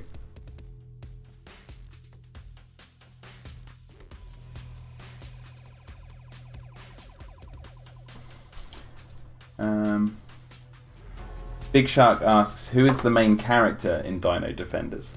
That I will not say just yet.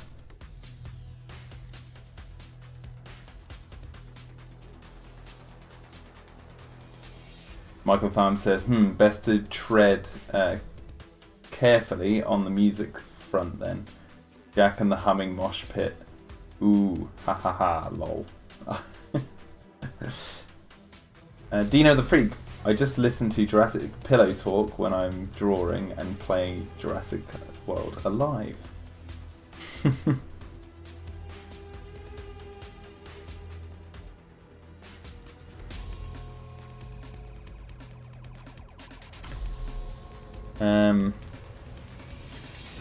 So the thing is with this character, it all determined on what the little old lady's doing. I'm thinking maybe she'll be shaking her hand, like reaching up.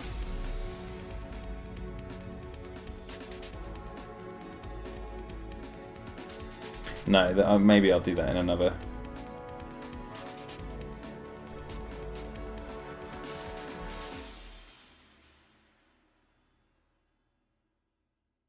Frame.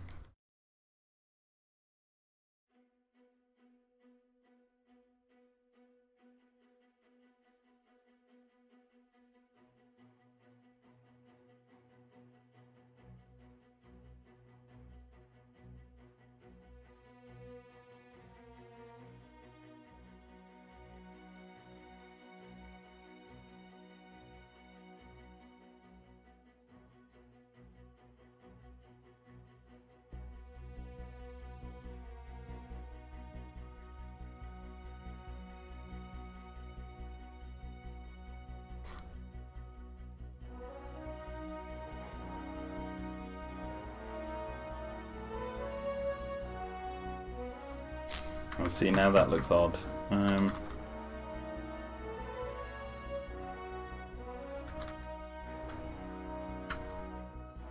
that's better.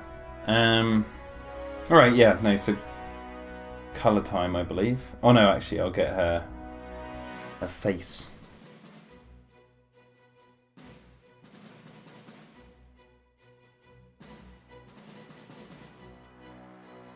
I'm actually going to use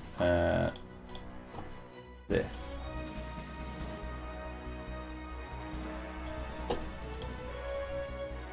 She's not going to be pulling that expression, but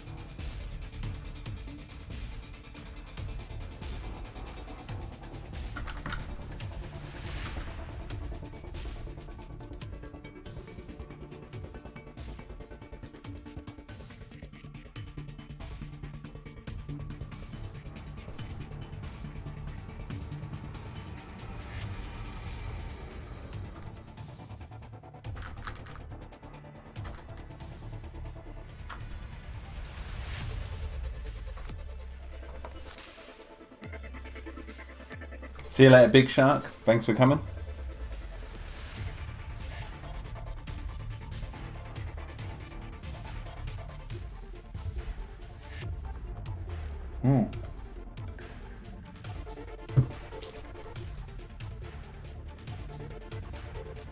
Michael Tharm says, speaking of music scores, actually, Jack, how are you taking the Fallen Kingdom score? I'm still slowly adjusting to it. Strange how I almost struggled with Jurassic Park and The Lost World.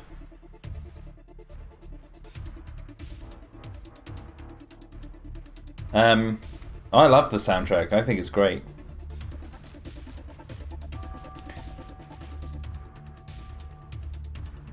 I like that, you know, it does its own thing.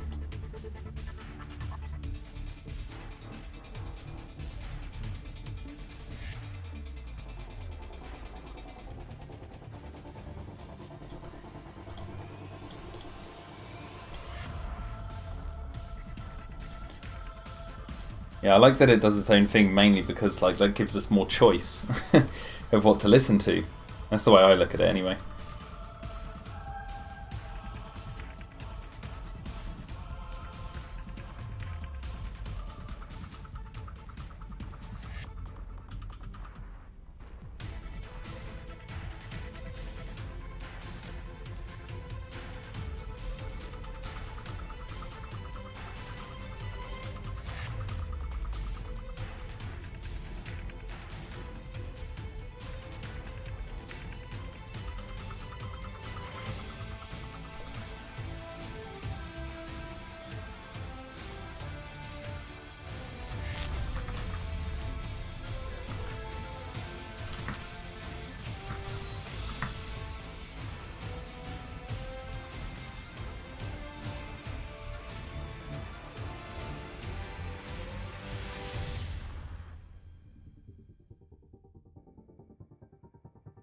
I have to say, one of the most, you know, the thing I don't hear many Jurassic Park fans talk about in terms of, you know, the new score is, so as soon as the credits come in, you know, you have basically, I think it's the arrival at the island from the first film plays, and that score we haven't heard since Jurassic Park 3. I think it was, hinted at. Oh no, yeah, it might have been played during the no, I don't think it was played during when Masrani and Claire are flying to the Indominus Rex paddock. I think it's a different one. But there's a there's a score, part of the original score comes back. And I don't hear many fans talking about that, although I thought it was really, you know.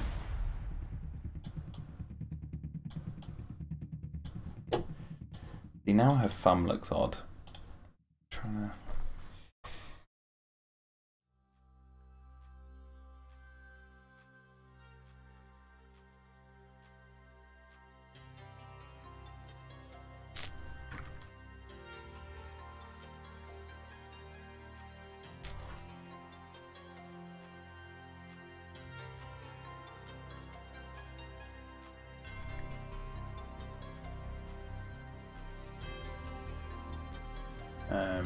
Zul says, my favourite as well as Clayton's is probably Raiders of the Isla Nublar, just because of the military theme as well as the nod to Raiders of the Lost Ark.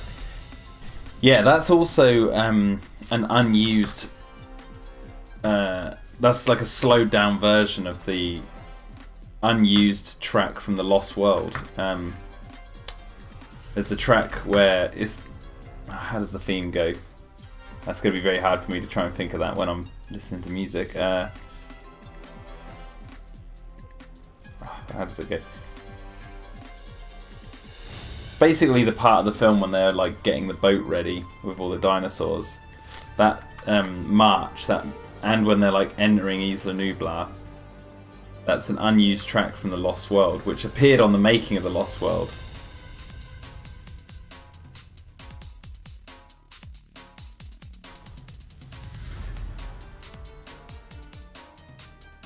The Hunt, yeah. Michael Tharm says, really? I'll have to go back and give it a listen and compare the two.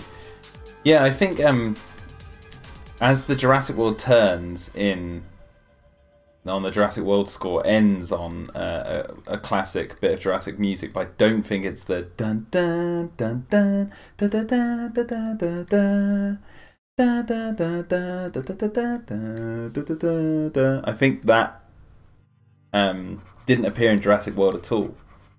That actual theme tune, but it does appear at the end of Fallen Kingdom.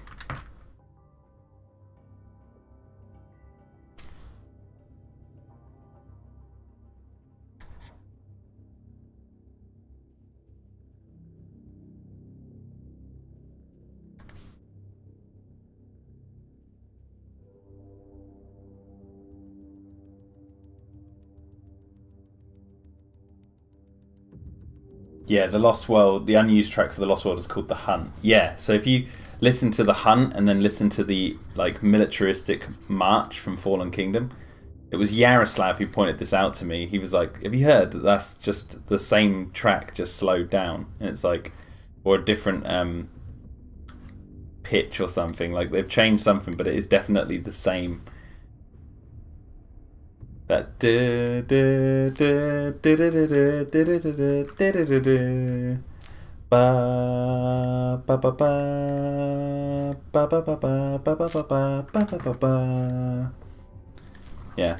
it's from the Lost World, but just an unused track. So all in all, Michael, I like the score. I think it's subtly very Jurassic Park, but it sounds different when you listen to it.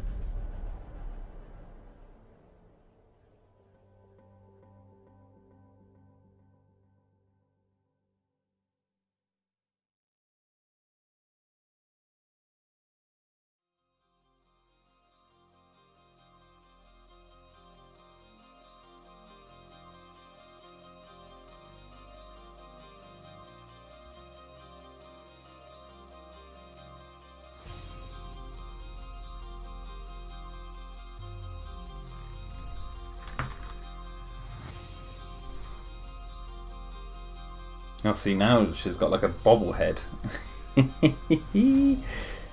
Okay, let's change the size of her head.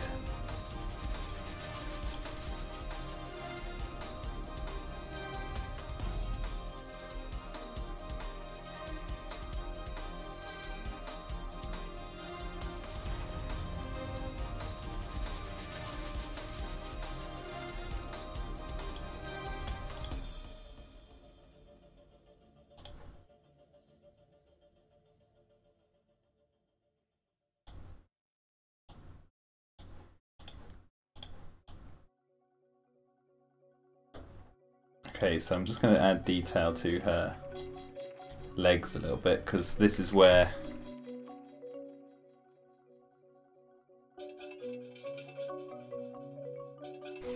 she'll basically be walking.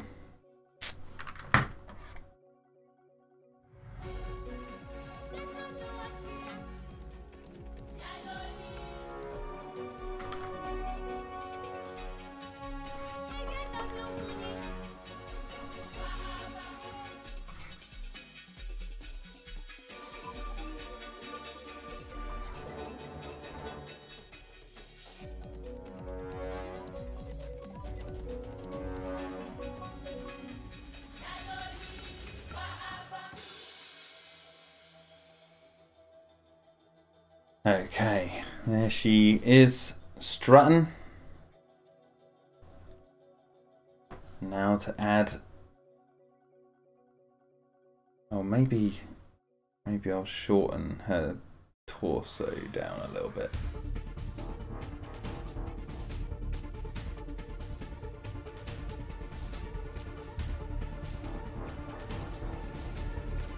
That's better.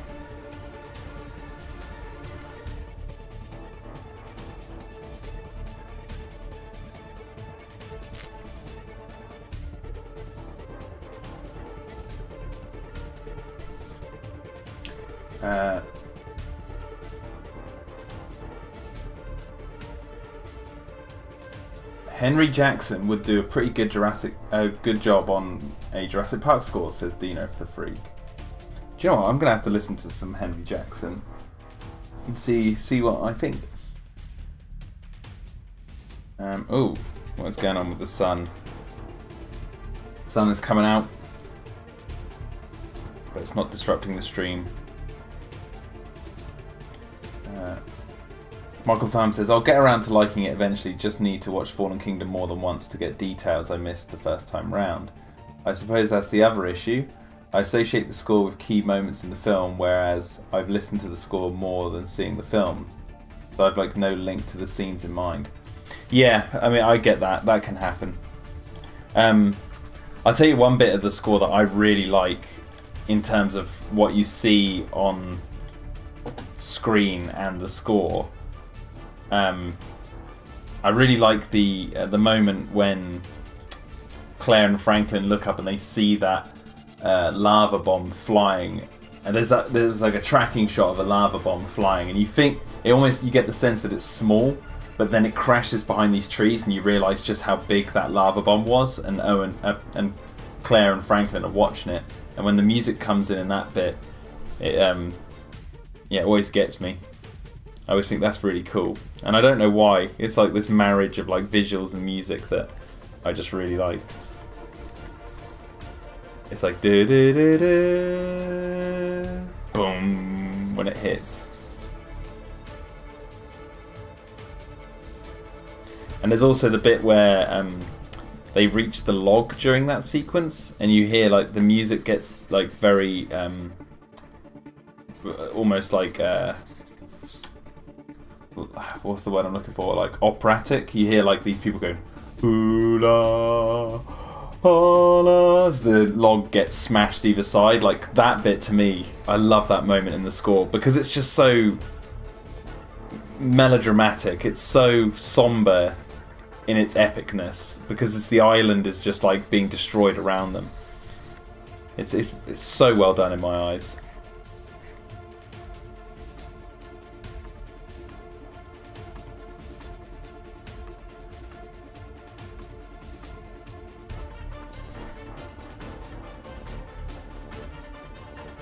The only sort of critique I do have is I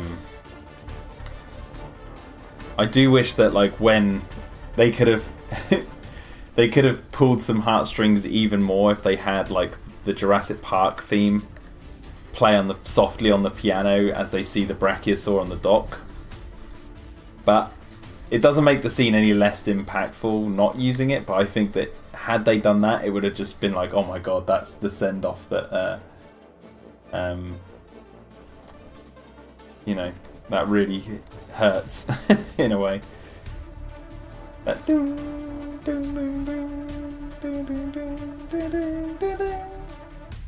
would have been hideous. Dino the Freak says Henry Jackson scored Kong Skull Island and others. Yeah, the Kong Skull Island score is pretty damn good.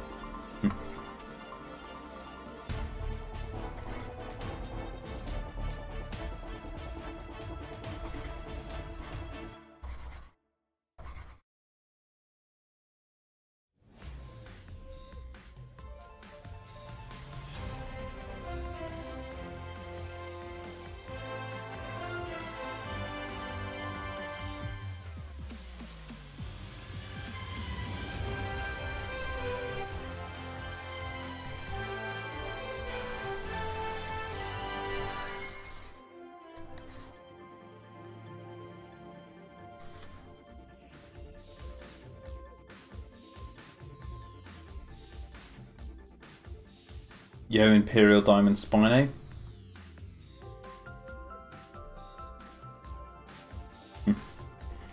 I'd like James Newton Howard to do a Jurassic score. I'd love to hear what he'd do.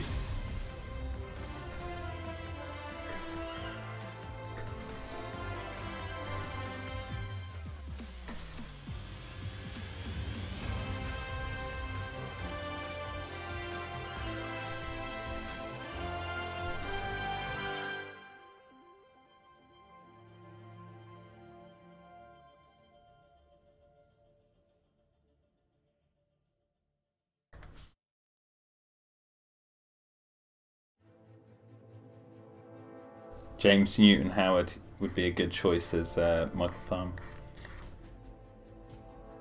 Yeah, I think he's really good.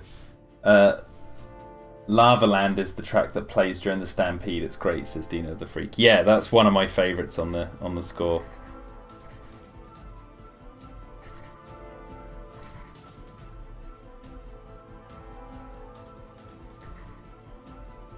Like that whole scene for me is just in Fallen Kingdom is just such an amazing thing.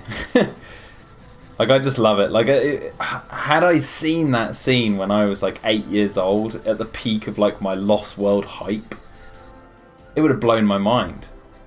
Like thinking back to 1997, Lost World came out, I was blown away by like that film. But had I seen what they were going to do in Fallen Kingdom, I don't know.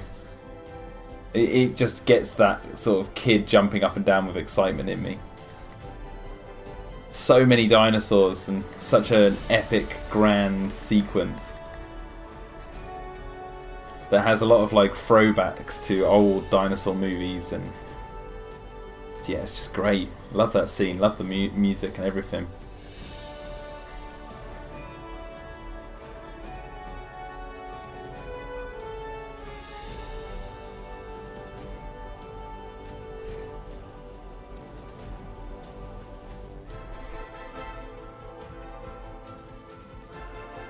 Dino of the Freak says the Carnotaur was cool. Finally, my favourite dinosaur in a Jurassic Park movie. Yeah.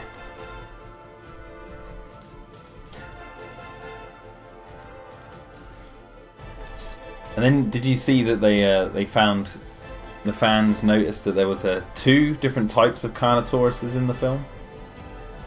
Because the one at the end is like a homage to the Demon Carnotaur Jurassic Park Series 2 toy line. The Carnotaur from that. Yes, you did. Yeah, of course you did.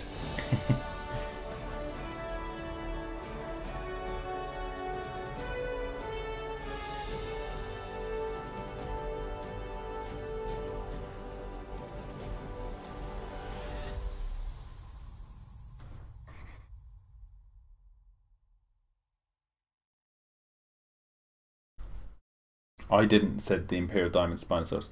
Yeah, the one at the end of Fallen Kingdom that, you know, fights the T-Rex over Mills' corpse.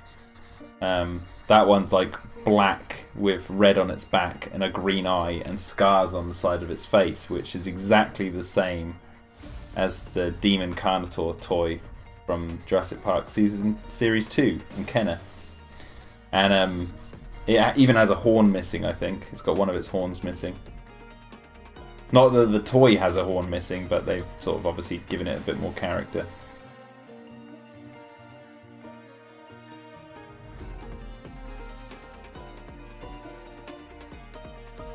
Michael Tham says, do you know who I would love to hear do a Jurassic score, but it would be impossible to do? Bernard Herrmann, aka Jason the Argonaut's Seventh Voyage of Sinbad and Mysterious Island. Yes! Yes! Oh my, could you imagine what they would do today with like a full orchestra at their disposal? Oh, one can dream.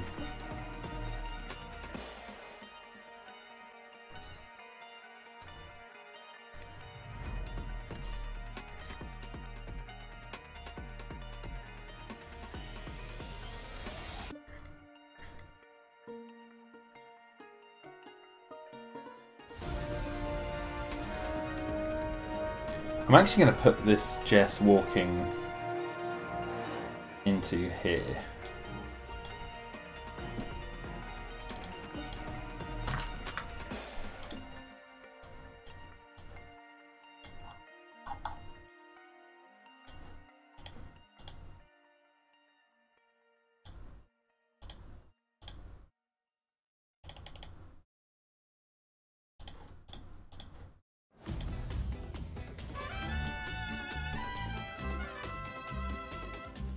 The demon lived up to his name then, lol. Yeah. Maybe I'll borrow some of that Lockwood tech and clone me a new Bernard Herrmann.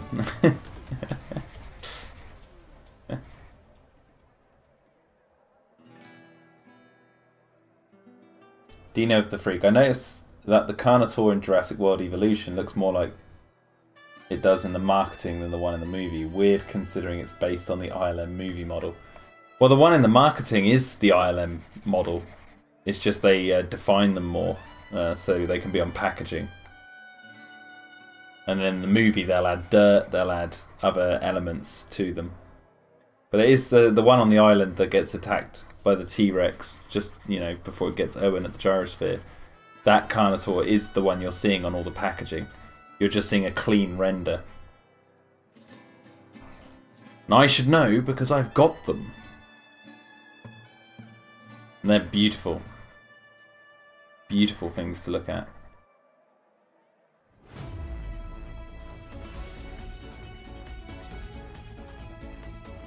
Jack, I would like to know, what is your personal favourite Spinosaurus, said the Imperial Diamond. Baryonyx. Hands down.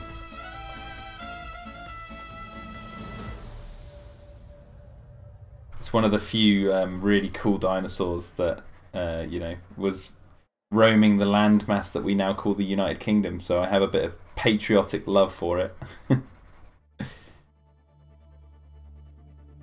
And not to mention, we visited the set of Fallen Kingdom and we got to go into the bunker where the Baryonyx comes in. And I've stood in the pipe where it emerges on the set. And I was just like, yep, I'm standing exactly where Baryonyx is going to be standing, so it definitely... I got biased towards the Baryonyx in that moment. Plus, I don't have my book on me, but I put the Baryonyx in my book as well.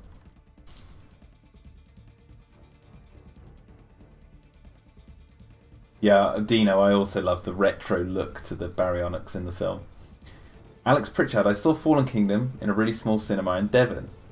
It is a converted church and worked so well with the aesthetic of Lockwood's estate. They displayed old posters from the original screening of Jurassic Park.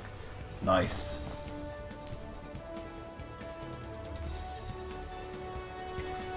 Imperial Diamond, Big Red Rex. I made a video on it. I made a video called My Top 10 Favourite Jurassic Park Toys. It's on this channel. That is number 1.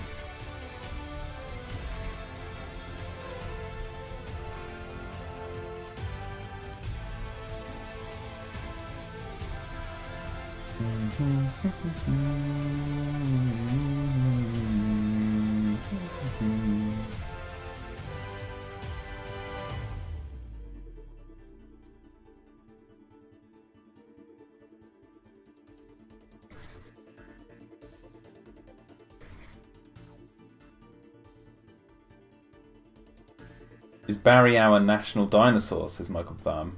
If not, it should be. In fact, scrap the lion and the unicorn on the Great British Monarch, replace it with a Baryonyx and an Iguanodon instead.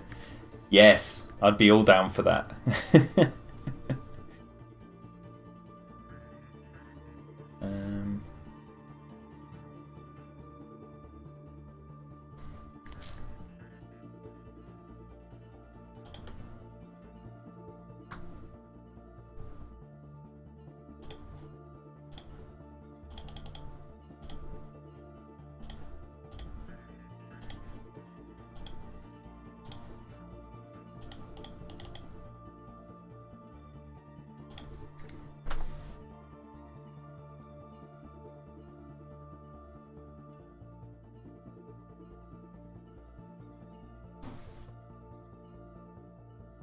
Wasn't the Metriacanthosaurus discovered in Oxford? I went to the museum there and I believe it was on display. Oh, I don't know actually. Might have been.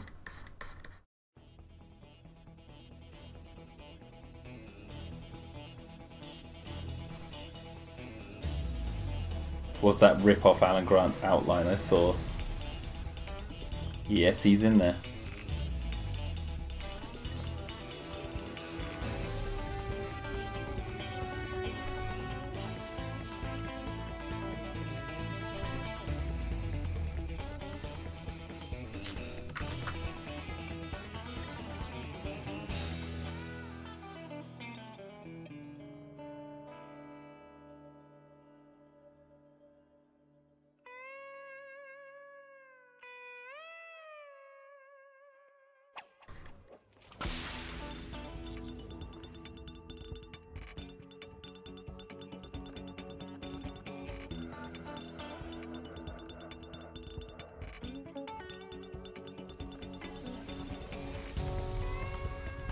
I know Megalosaurus was an Oxford dino.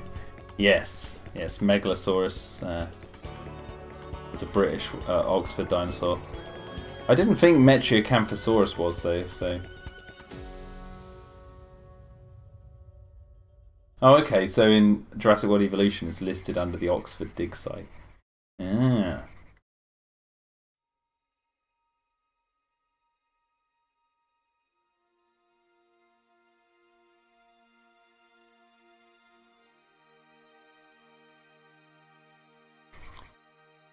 I might actually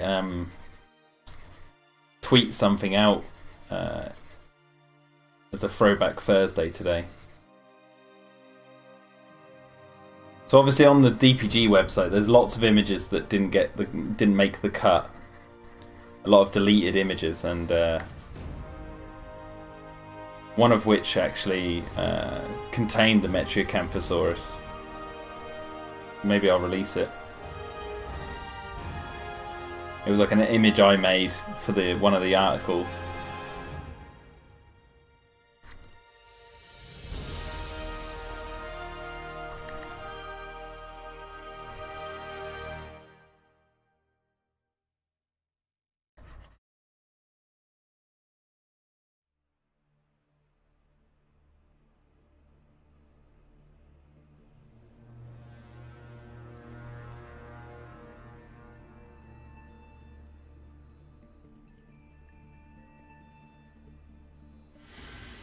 Jack, is episode 1 done or is it really close? No.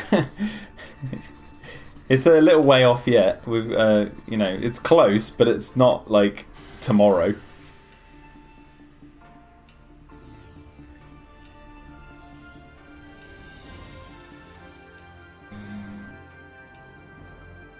Still got quite a bit to do.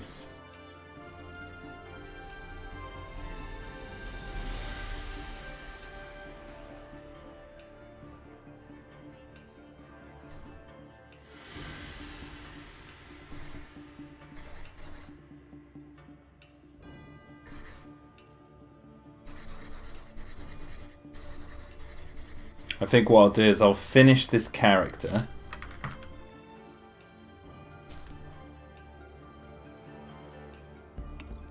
I'll finish painting this character, then I'll stop the stream once this is finished. And then what I'll do is I'll have a break and I'll you know, grab some food, chill out for a bit, you know, because I've got some other little bits and pieces around the house to do. And then what I'll do is I'll come back and I might maybe continue live stream painting, or I might play some Overwatch. Or perhaps something else, I don't know.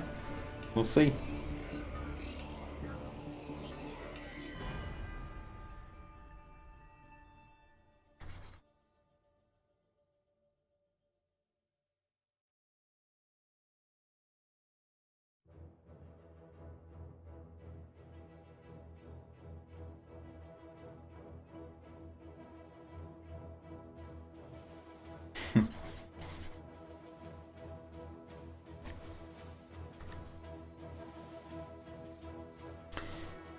Okie dokie.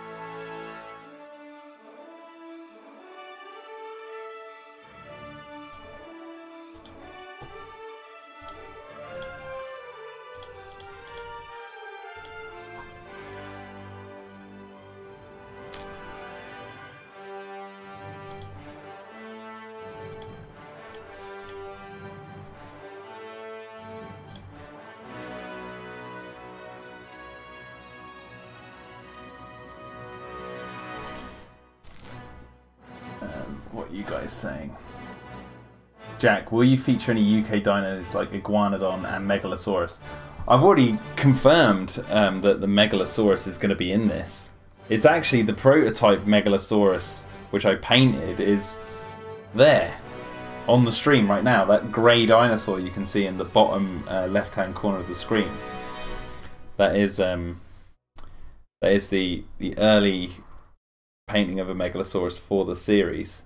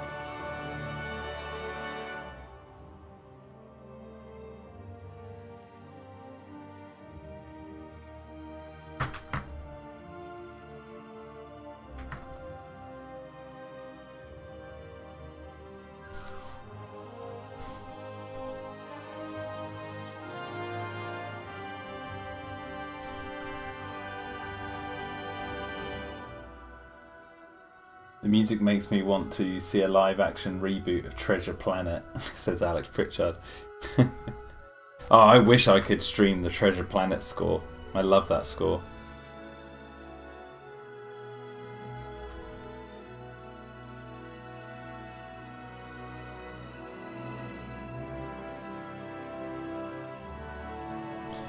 That's a pretty good movie too.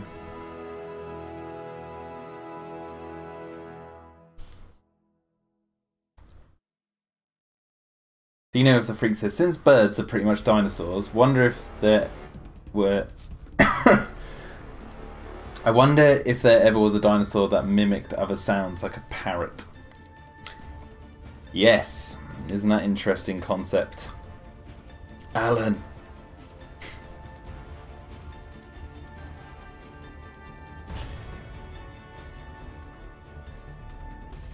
I'd say, like, birds...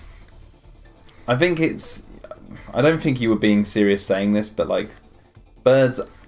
When people say birds are pretty much dinosaurs, that's a big stretch. There's a huge, huge amount of evolutionary differences between the two.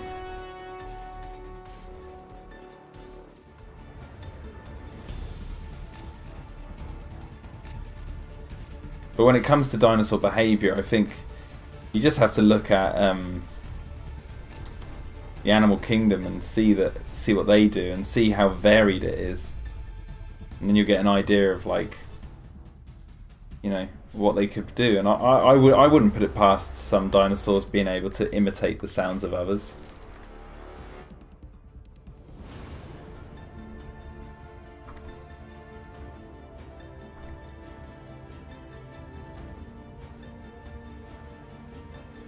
Well, it's only the same as saying humans are practically apes, says Michael Tharm.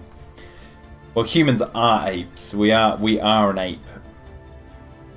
Do you mean like saying that humans are like a chimpanzee?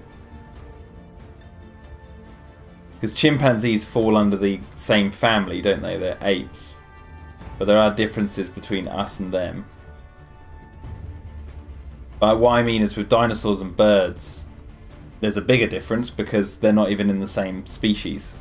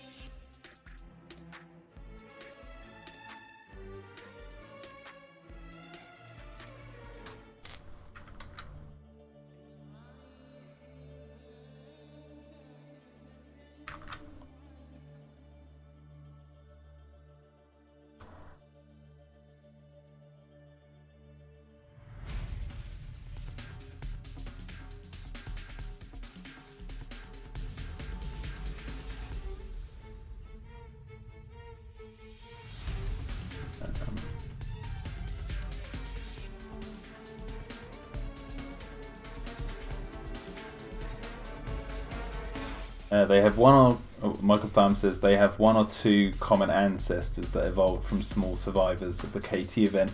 But you're right in saying that they are not true dinosaurs, but they are part of the dinosaur lineage. Yeah, they're ancestors. They're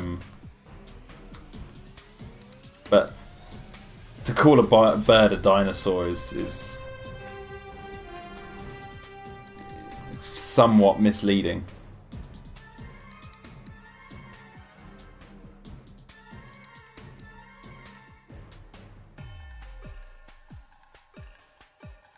Not that you did. I'm not saying anyone said that birds are dinosaurs.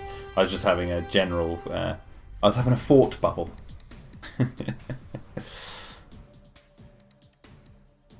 Little thought popped into my head and then, you know, I just thought it'd make for some interesting conversation.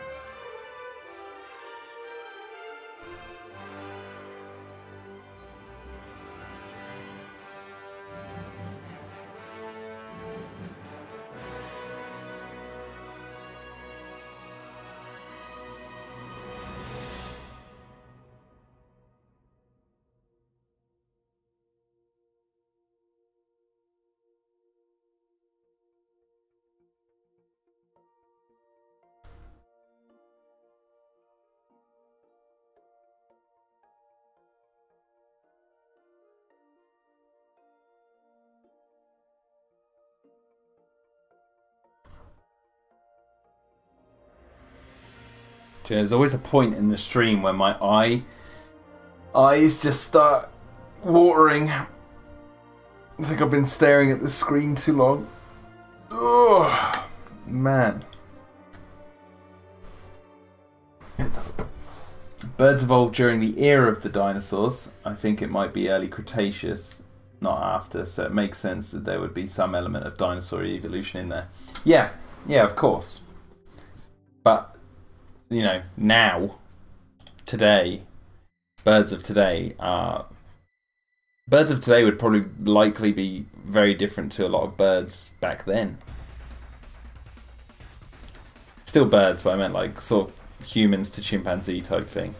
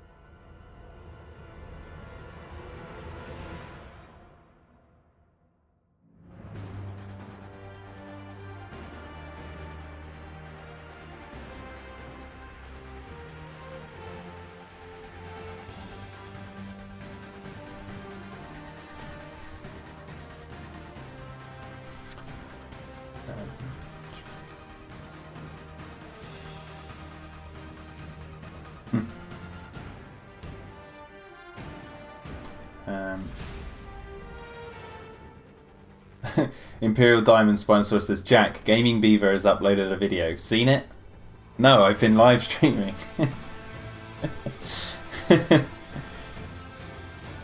Also, Jack says, Zool, if you want to learn more deeply about the Captain Marvel trailer, I recommend watching New Rockstar's trailer breakdown for it. I've seen the trailer. I think it looks great in terms of a Marvel movie. I'll probably go watch it. I'm not overly fussed too much. I want to see like what happened at the end of. I want to see what happens with Thanos. That's what I'm waiting for. Infinity War Part 2. Where's that? I want to see that. That is what I want. But yeah, I'm not like superhero movies. I'm sort of like, yeah, take them or leave them.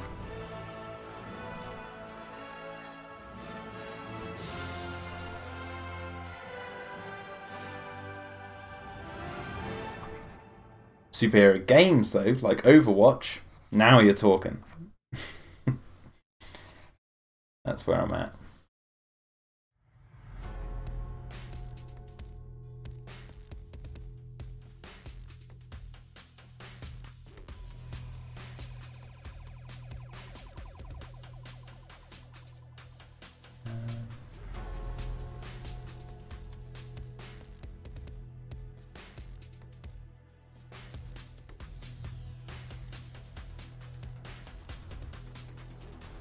Thanos gets killed by devil dinosaurs, says Michael.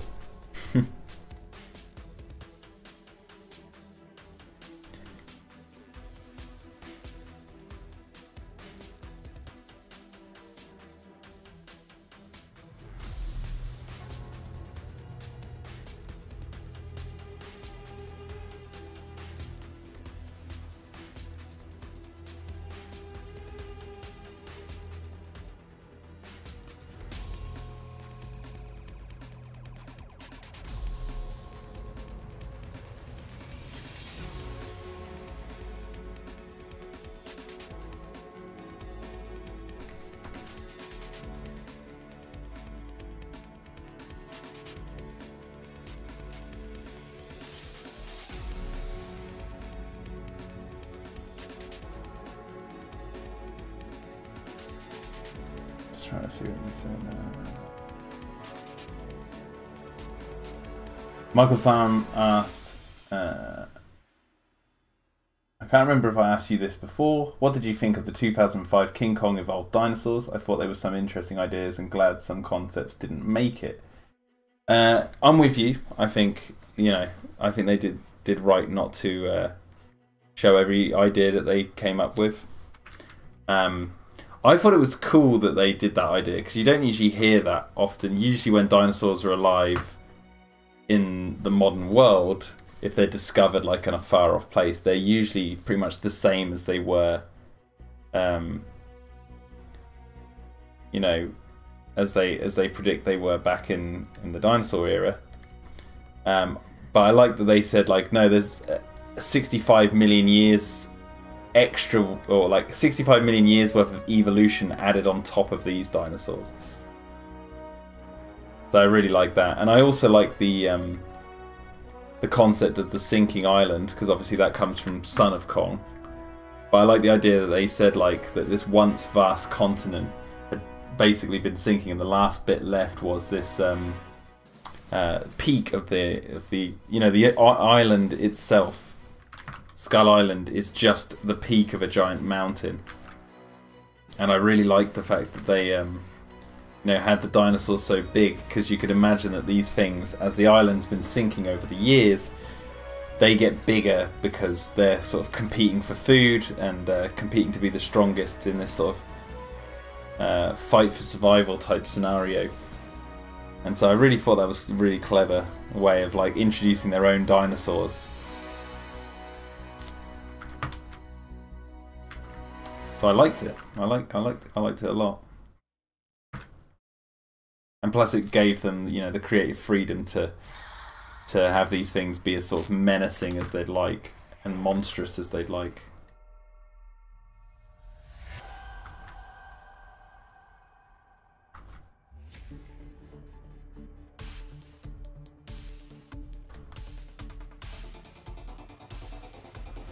Although I'll say this, I don't think they made it abundantly... No, I don't even think they even talked about it at all. Not that it really matters, but like they never mentioned the names of the dinosaurs, I don't think, in the movie.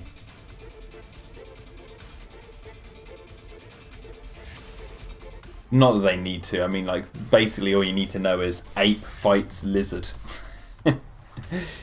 Like, knowing the name and everything is sort of...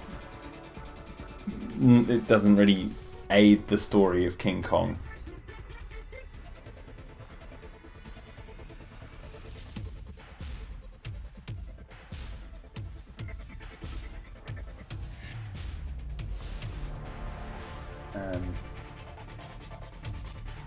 The making of Skull Island is a masterpiece in itself, says Alex.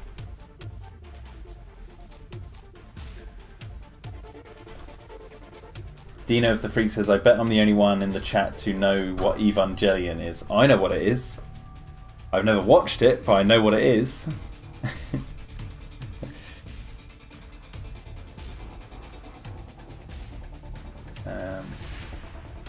I'm not in the chat though, am I? Well, I'm not in there as text. So maybe you're right.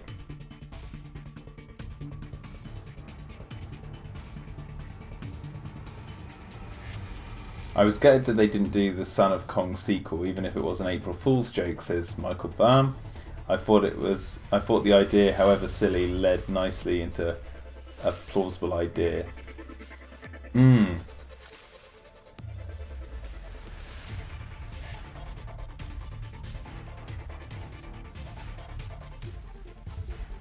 I think Peter Jackson said that Kong is meant to be like the last on the island, isn't he?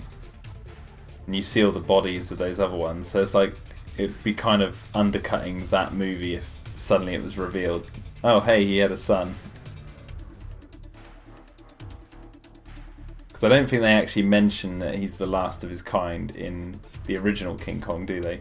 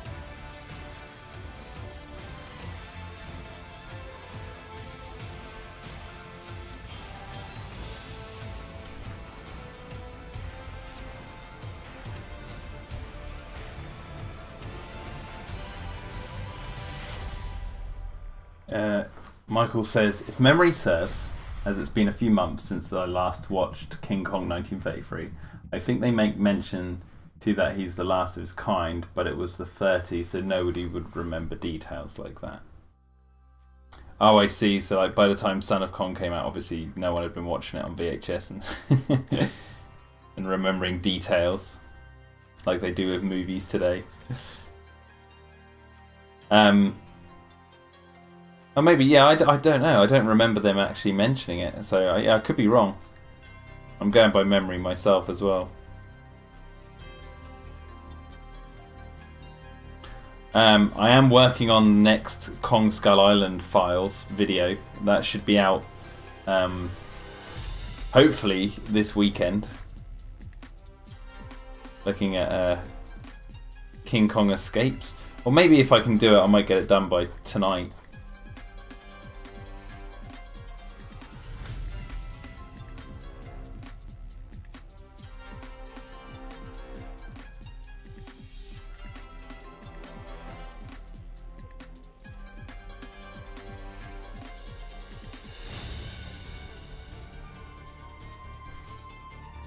Well, I'll get it done by tonight. It won't be out by tonight, is what I'm trying to say, because I've just released a new Pterodon video and I need to let that sit and mature for a little while.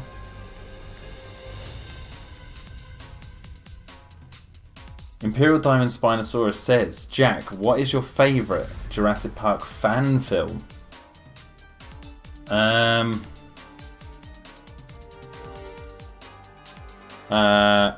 Oh my word! I love Prime Survival because that was, you know, one of the first fan films I ever caught wind of, and it's got this sort of charm to it that you can tell that it was made by people who were like, you know, desperate to see a Jurassic Park 4. It was made by Jack de la Mare, who runs Jurassic Outpost. That's always been one of my favourites. Because it's just got this honesty to it that is really charming. I did see Exodus. I thought Exodus was pretty good. Really well produced for a fan film. But that said, in terms of like fan films, fan projects, my favourite is Jurassic Time. But then again, I don't know if you can actually even... I mean, it's a fan project, but I don't know if... Because the content's not fan-made, aside from the music, I think. I don't know if you can call it, you know, fan... It's not a fan film, because it's not a film, but... In terms of fan projects, definitely Jurassic Time.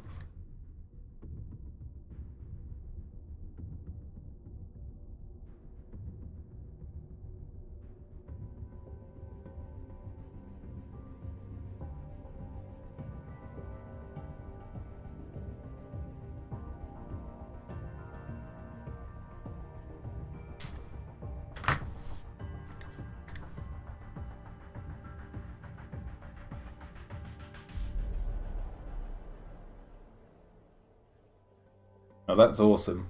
Zool says, Prime Survival is one of the things that drove me to learn animating, and I thank Jack de la Mare for that. Yeah. You should tell him that over Twitter, if you've got Twitter.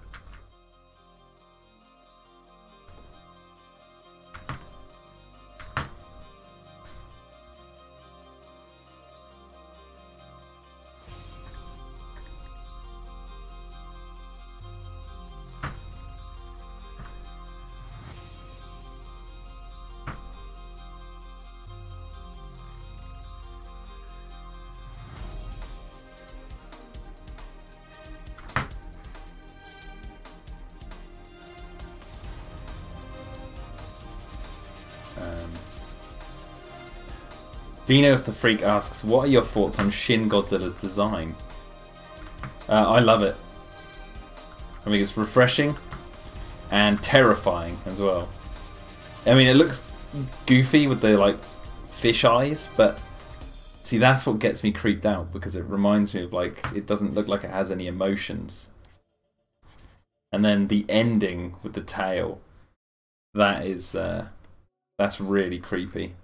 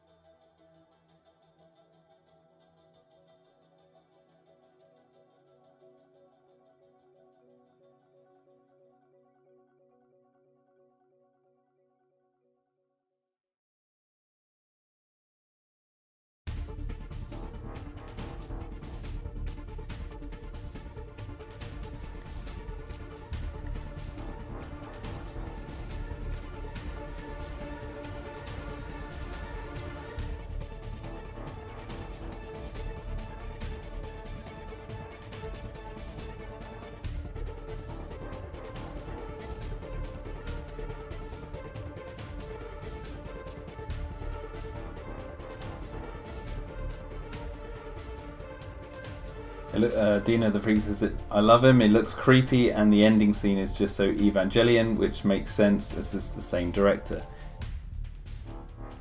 Yes. Imperial Diamond Spinosaurus asks, what's your favourite Shin Godzilla song? Some of the questions you guys come out with. A song? Shin Godzilla doesn't have a song? Does it? Is there a band called Shin Godzilla? I know there's a band called Baby Godzilla. As in theme from the film. Oh, I don't know. I haven't actually listened to the isolated score of Shin Godzilla, and I know they used a lot of the music from the original 50s movie.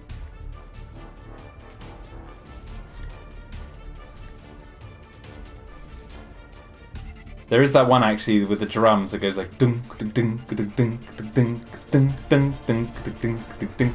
That's always fun when it kicks in.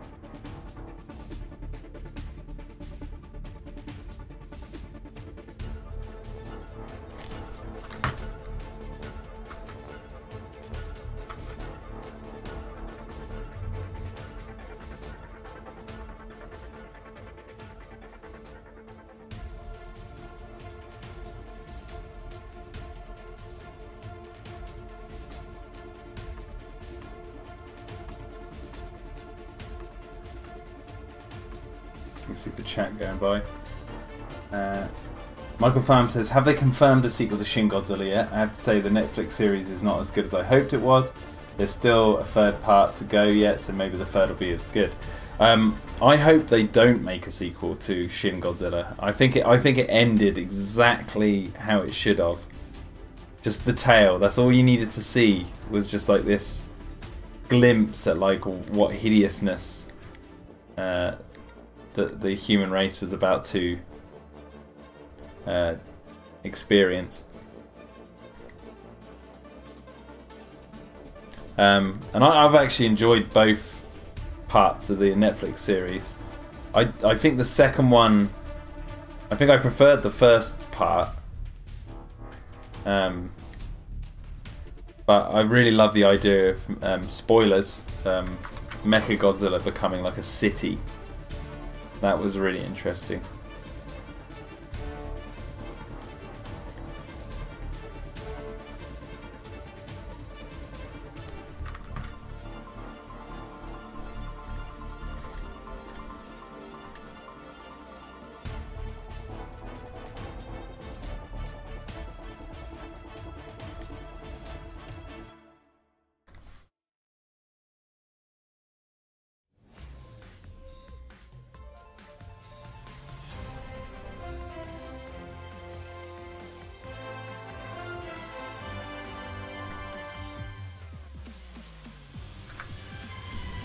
I'm gonna have to. Zul says I'm gonna get hate for this, but I haven't watched Shin Godzilla. Now you would get hate, man. Just watch it, alright? Just bloody watch it.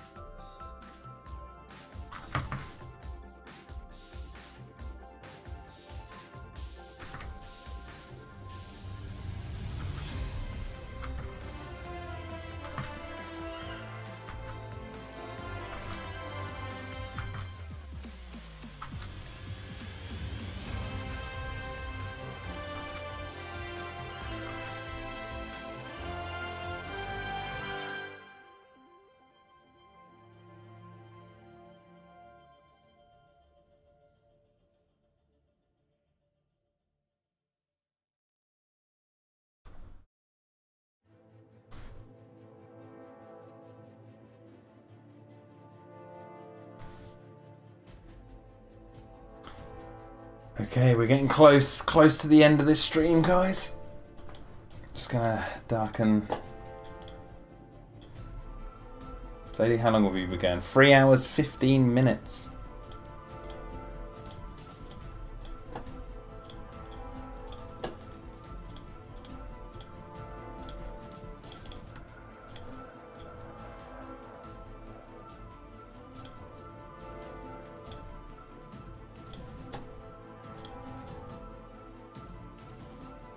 See, she'll be walking like this.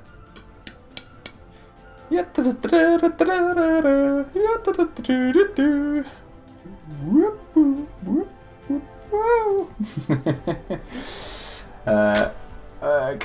right. What are we saying? Alex Pritchard, random. But has anyone seen Star Wars Episode 3 overdubbed? It's English, translated to Chinese, translated back to English. It's hilariously good. YouTube it and thank me later. I will. I will definitely check that out. Imperial Diamond Spinosaurus asks, does Shin Godzilla bring callbacks to Burning Godzilla to you, Jack? You mean the one from the opening, or from Desetroya? Yes.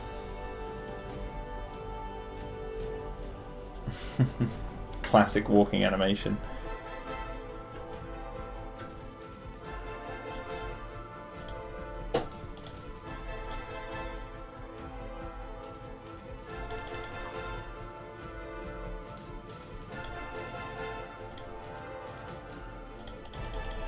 I think her eyes are a little bit too big.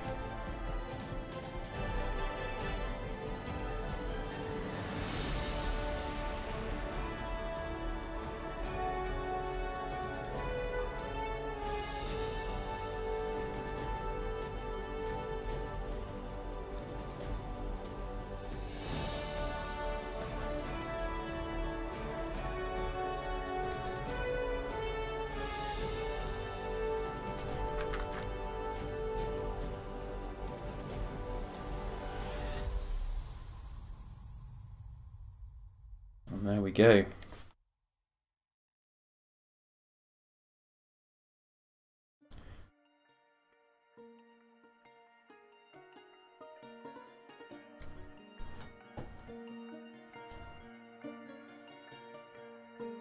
Now I'll grab inner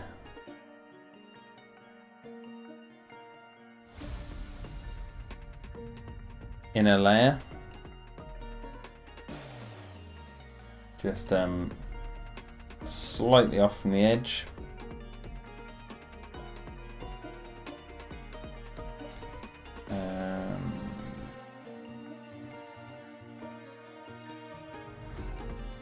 Yeah. And just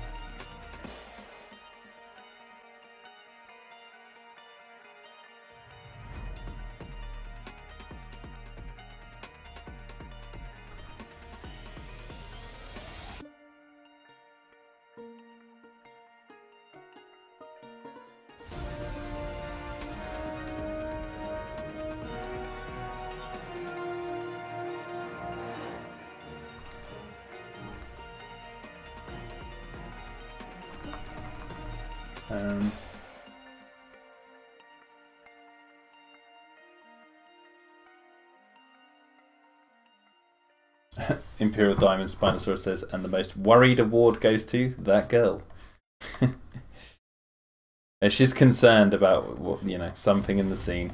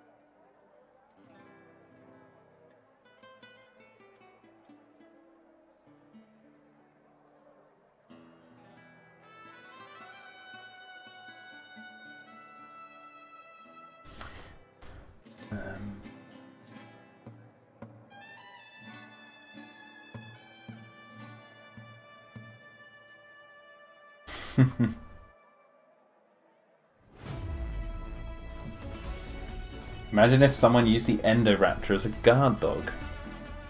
It would be pretty terrifying.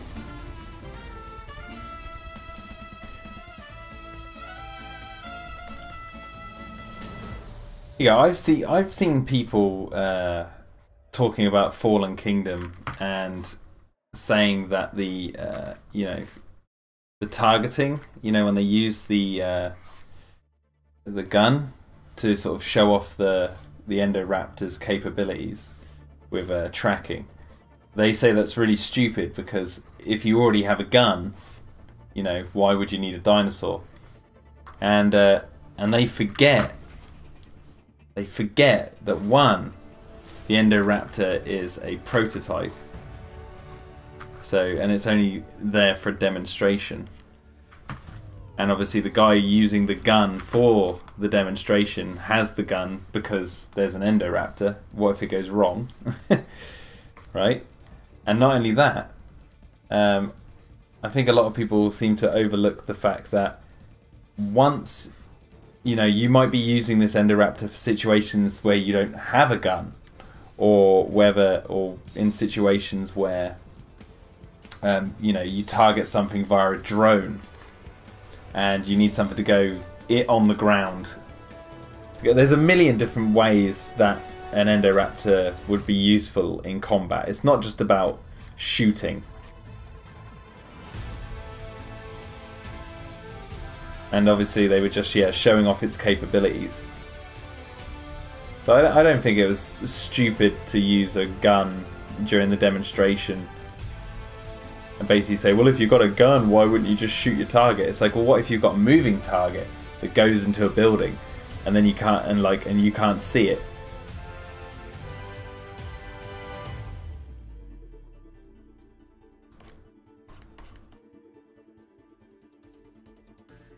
And plus, you know, the stupidest ideas tend to be the ones that the villains will go along with anyway.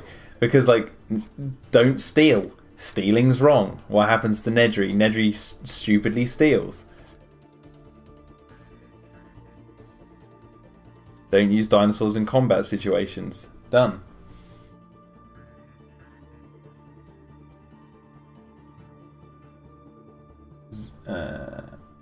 Yo Toast King.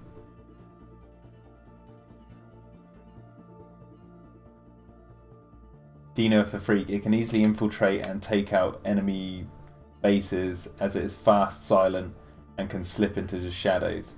Michael Farm says also a bullet can change over distance, i.e. wind velocity, loss of speed over distance, gravity, etc. Endoraptor need not worry about these things. Yeah, that's exactly it. It's like basically saying, why do anything? It's like, well, there'll be reasons why. And plus, like I said, it's a prototype, so they were just showing off a what-if scenario.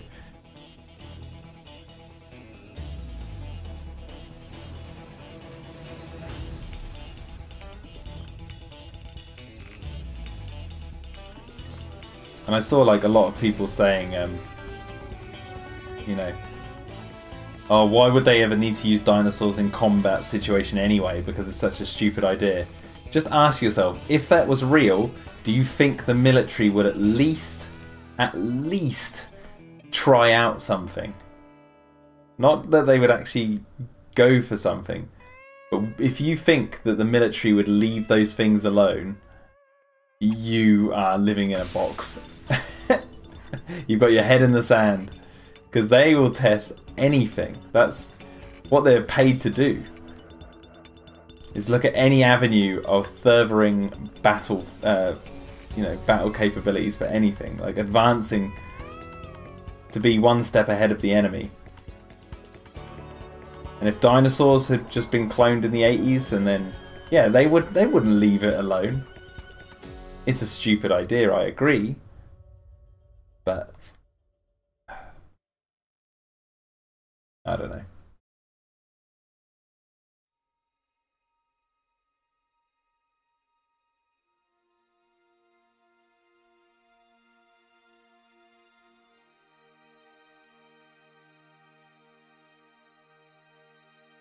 Dino the Freak says the military uses dogs for crying out loud, so dinosaurs are easy usage. Yes, exactly. But you'll hear people say that the film is dumb for doing this, and it's like, well, it's not.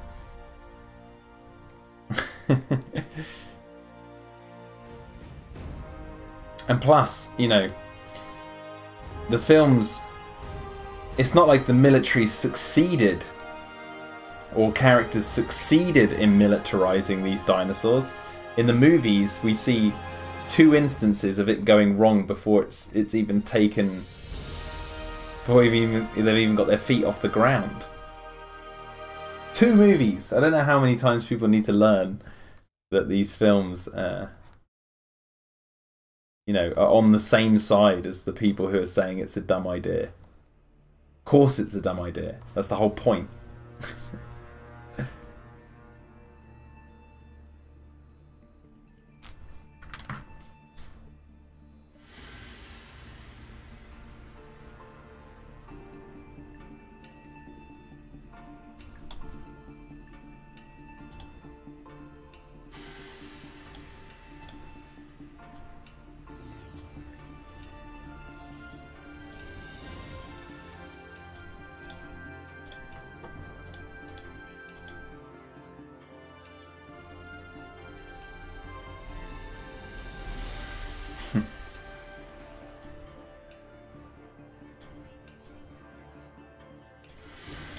Okay, so there we go. We've got this character here. We've got her walking away. I think for a stream... Oh wait, I've just noticed something. Look at this ruddy mess down here. Oh.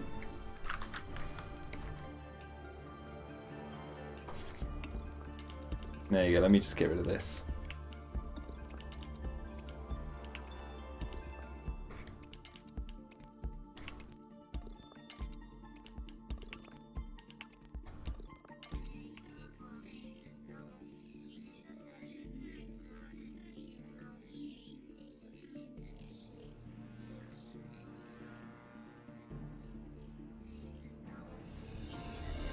I've just got back to painting again now.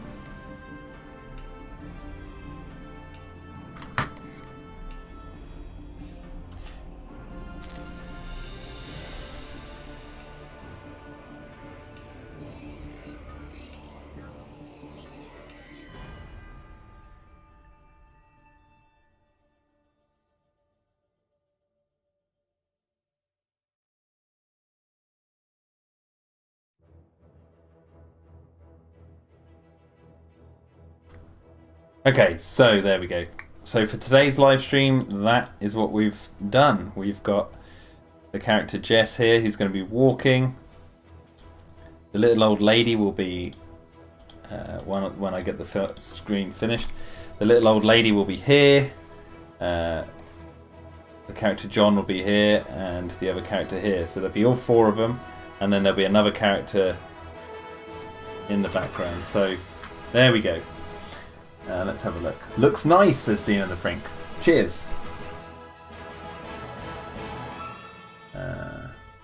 Yes, they're all going to be in it. The little old lady will be there. This guy, John Cambria.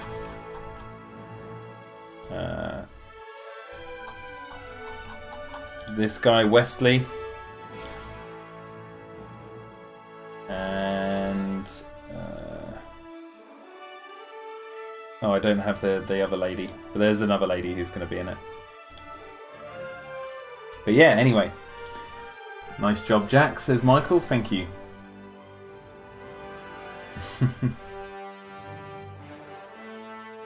Anyway, right, guys, I'm gonna end the stream here. I hope you guys have enjoyed it. I might be back later. It's 5 o'clock now. I don't know if I will, but there's a small chance I might be back.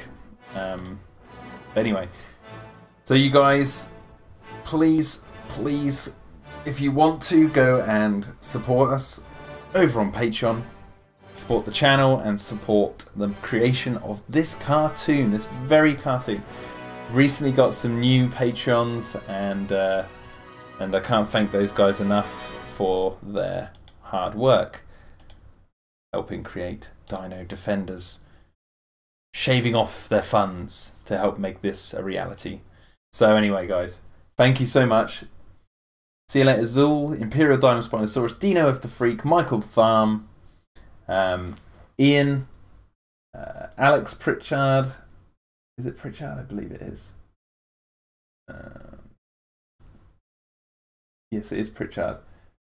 Alice or Hell, if you're still there. Toast King, yes. I will see you guys later, and I hope you've enjoyed the stream. So, ta-ta.